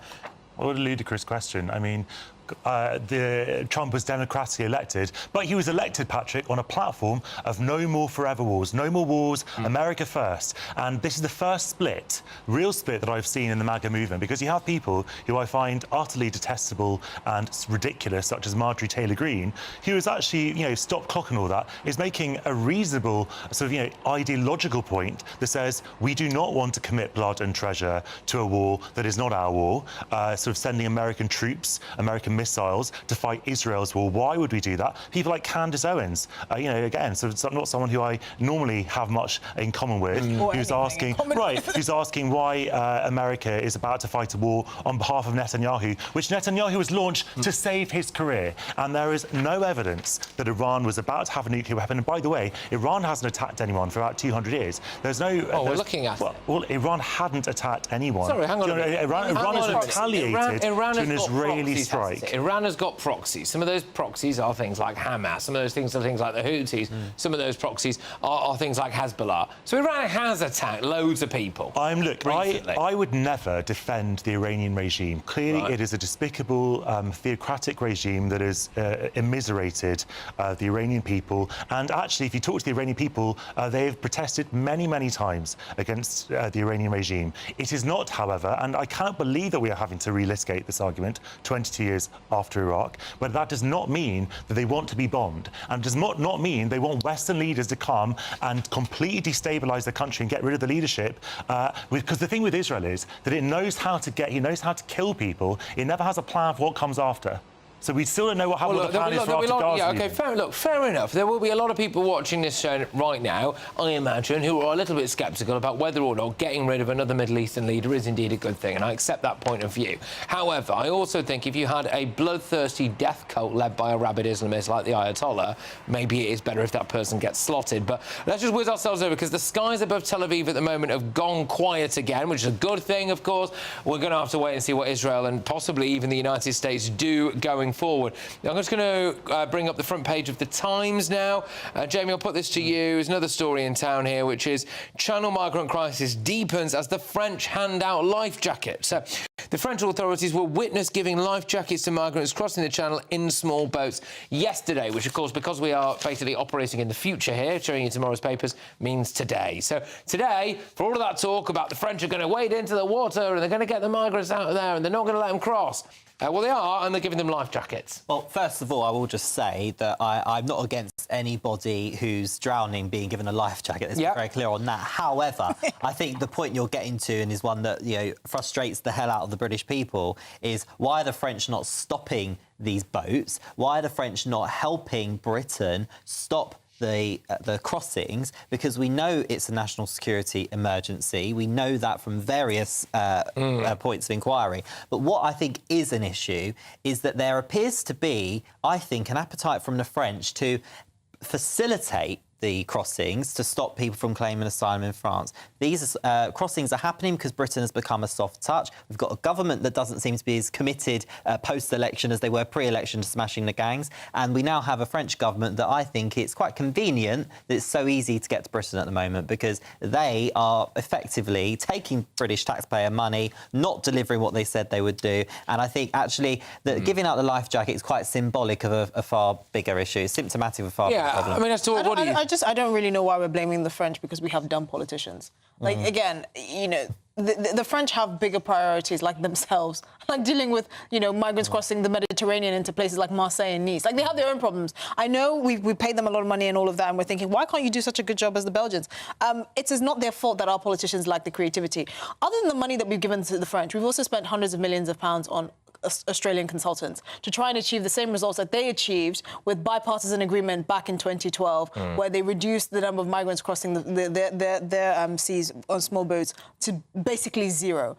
And yet we haven't made any use of that. The Rwanda scheme was canned with nothing else in its place. So, I mean, I'm not usually one to defend the French, but it's not their fault that our politicians are useless. Yeah, I mean, it's another humiliation for Yvette Cooper, isn't it, this really? He's just been out there telling us as recently as a few days ago that the French are going to wade into the water and stop the boats. And actually, it turns out that the French are giving, are facilitating it. I mean, I don't really understand. I don't really understand the problem with, as Jamie said, handing out life jackets to people who might drown. Because they could get them out of the water and then they definitely wouldn't. That's the point. Because they still might drown. Do you know what I mean? Like, they still might die. I think this is the point, isn't it? You know, yes, there's we have a good tradition. If there's a vessel in distress, we save it. However, yeah, that'll do. But this is a bigger problem, isn't it? Is that the French aren't that bothered about stopping them. Yeah, fair enough. Right, OK. Thank you very much for a lively show and a lively end to it. But we're not done yet, because get ready, brace yourselves for Patrick Christys tonight. Late edition, huge amount of news coming your way. The front pages are absolutely electric, and we do have live, big, breaking news from the Middle East to bring you. Well, I'm sick of saying this, but maybe, just maybe, it really is the start of World War III. But before that, let's find out what your weather's got in store tomorrow.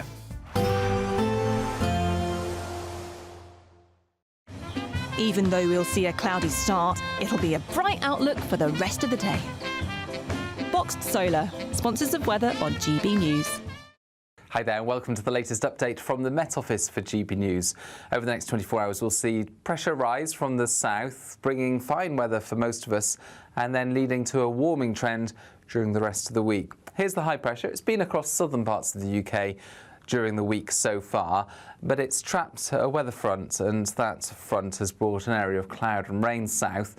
As that front is squeezed under the area of high pressure, it will tend to fizzle away, cloud becomes patchy, rain peters out, and overnight we're going to see a lot of dry and clear weather, temperatures dipping to 14 or 15 in the south, perhaps the single figures for some sheltered parts in northern UK, and a gusty wind through the night for northern and western Scotland, along with a few showers. Those showers continuing first thing, but really across England and Wales it's dry, it's bright, some areas of cloud lingering in the south. Won't be long before they clear. And then for Scotland and Northern Ireland, a bright start as well in the south of Scotland, eastern parts of Northern Ireland. But the cloud is tending to thicken once again from the west, and we'll see some light showers, predominantly to the north of the central belt. The gusty wind in northern Scotland will tend to ease gradually through the day, but it is a tale of two halves across the UK. I think a cloudy day for Northern Ireland and Scotland with some light showers around, but for England and Wales, plenty of blue skies and temperatures responding well to the strong June sunshine. We're talking about widely mid-20s, perhaps up to 27 or 28 Celsius in some of the warmer spots in the southeast. Then we start off Thursday with plenty of sunshine once again, but we do have this area of cloud moving north across central and northern Scotland, some outbreaks of showery rain in the far northwest, and that's generally going to drift far enough north to allow sunny skies across the whole of the country later Thursday and into Friday, and that will allow temperatures to rise up to the high 20s and low 30s in places. Even though we'll see a cloudy start, it'll be a bright outlook for the rest of the day. Boxed Solar, sponsors of weather on GB News. Well, get ready for Patrick Christys Tonight late edition. Now, there's a load on the front pages here. A lot about Trump saying we won't kill the Ayatollah for now. Well, I'm afraid that all of tomorrow's newspaper front pages are already out of date. We brought it to you moments ago. Iran has struck Tel Aviv with ballistic missiles again tonight. I suspect that the situation is going to escalate very quickly. A couple of other huge stories in town. MPs decriminalise abortion up to the point of birth. Is that not just infanticide? And foreigners are behind a quarter of sex attacks in Britain. £54,321 cash could be yours. Cash that you could spend however you like. It's like having an extra £1,000 each week for a whole year to play with. Someone is guaranteed to win this amazing amount of cash. So make sure that someone could be you. For another chance to win £54,321 cash, text cash to 63225. One entry costs £2.50 plus one standard network rate message. Or text bonus to 63225. 5 entries cost £5 plus one standard network rate message. Go to gbnews.com/win. Entries start at £2.50. Call 0903 686 3232. Calls cost £2.50 plus your network access charge. Or post your name and number to GB14 PO Box 8690 Derby DE1 9TT. UK only. Entrance must be 18 or over. Lines close at 4 p.m. on the 1st of August. Please check the closing time if listening or watching on demand. Hi, I'm Michelle Dewberry, and my show is your opportunity to cut through all the noise and dive in headfirst to some robust debates. Ideas clash. Situation, no, isn't it? Because the failure is... You're deliberately avoiding my point. Nothing's held back. And if you think this is the end of it, wait for more. And we do not shy away from the difficult stuff. Sometimes I want to shake people and say, if only you understood. So join me on Jubes & Co. weeknights at 6 p.m, only on GB News, Britain's news channel. No matter the state it's in, this is our nation. Join me, Jacob Rees-Mogg, for a genuine, honest discussion on where we have been, where we are going, and where we are with the people who set the direction. That's State of the Nation every Monday and Tuesday at 8 o'clock, only on GB News, the People's Channel.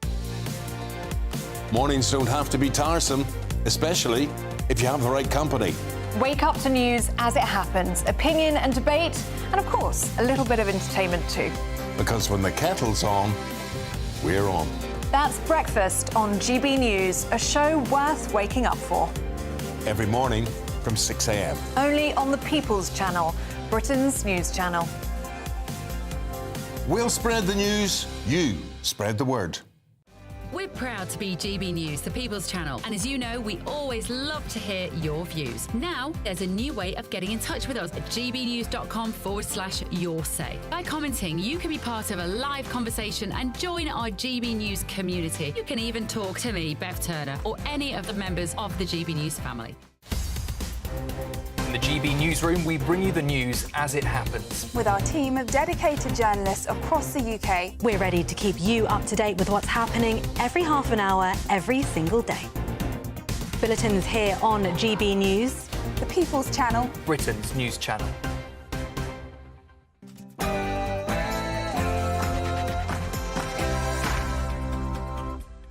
Good evening, I'm Patrick Christys, and this is Patrick Christys Tonight, late edition, breaking tonight. The noes to the left, 137. So the ayes have it, unlock! Well, this is massive, and it's changed Britain. MPs have voted to decriminalise abortion right up until birth. Yes, you heard that right. In other news, we will be going to Tel Aviv live, where, yet again this evening, it's a war zone because Iran have fired a series of ballistic missiles at Israel.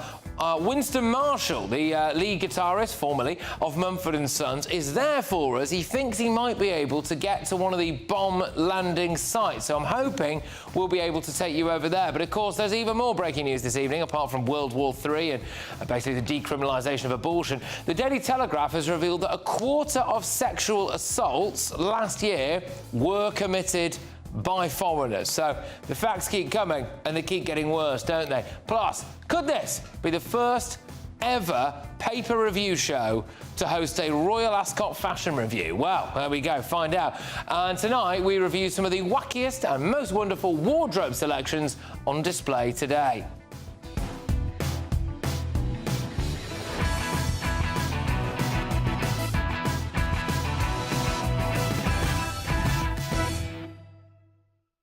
Joining me this evening is my panel. We've got broadcaster and columnist Esther Kraku. We have got former Labour advisor Matthew Talbot and GB News contributor and comedian, it's Steve N. Allen. But first, let's get your news with Katie Bowen.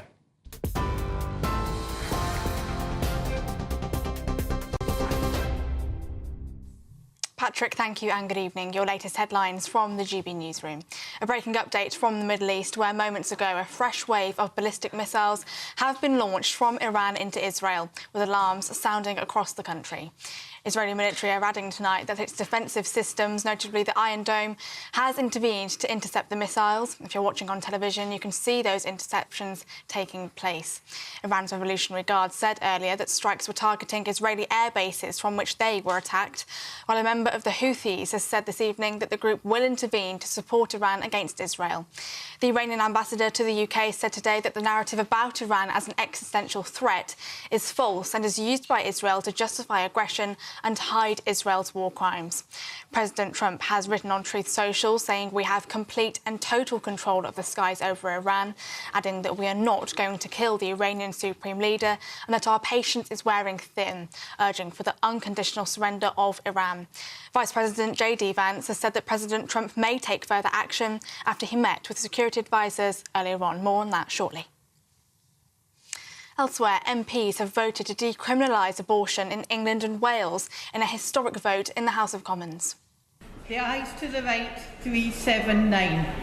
The noes to the left, 137. The ayes to the right, 379. The noes to the left, 137. So the ayes have it. Unlock! Well, under current law in England and Wales, abortion is allowed up to the first 24 weeks of pregnancy and beyond that in certain circumstances.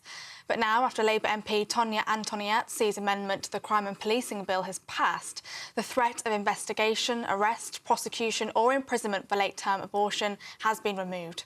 Antoniazzi argued that the 1% of abortions that happen after 24 weeks should be decriminalised, saying that these were desperate women who need compassion, not criminalisation. The vote passed by 379 to 137, a majority of 242, therefore decriminalising women terminating their own pregnancies. Sir Keir Starmer has said that the National Grooming Gangs inquiry needs to go wherever it needs to go and that there won't be any no-go zones, suggesting that councils, police forces and officials across government could be investigated. Speaking to GB News' political editor Christopher Hope at the G7 summit in Canada, the Prime Minister further clarified comments about those calling for a national inquiry jumping on a far-right bandwagon, relating them specifically to politicians. It comes as the author of that major review into grooming gangs, Baroness Louise Casey, has urged people to keep calm about drawing conclusions from data on the ethnicity of suspects and offenders. Home Secretary Yvette Cooper claimed officials have dodged the issue of ethnicity among the groups of sex offenders for fear of being called racist, even though available data shows suspects were disproportionately likely to be Pakistani men. And a record 17,000 small boat migrants have crossed the English Channel so far this year. That figure is the highest on record for this point in any year since the crisis began in 2018. That comes as the Prime Minister said today we need to empty the asylum hotels and that the government is looking at a variety of options to tackle the small boats crisis, a situation which they describe as deteriorating. Sir Keir Starmer said that authorities are looking at measures surrounding visas and returns agreements, as well as closing all asylum hotels by 2029. That comes as French authorities are struggling to cope with a huge surge in serious violence in the migrant camps of northern France, a senior security source has told GB News. Those are your latest GB News headlines. Now let's go to Patrick. For the very latest GB News direct to your smartphone, sign up to News Alerts by scanning the QR code or go to gbnews.com/alerts.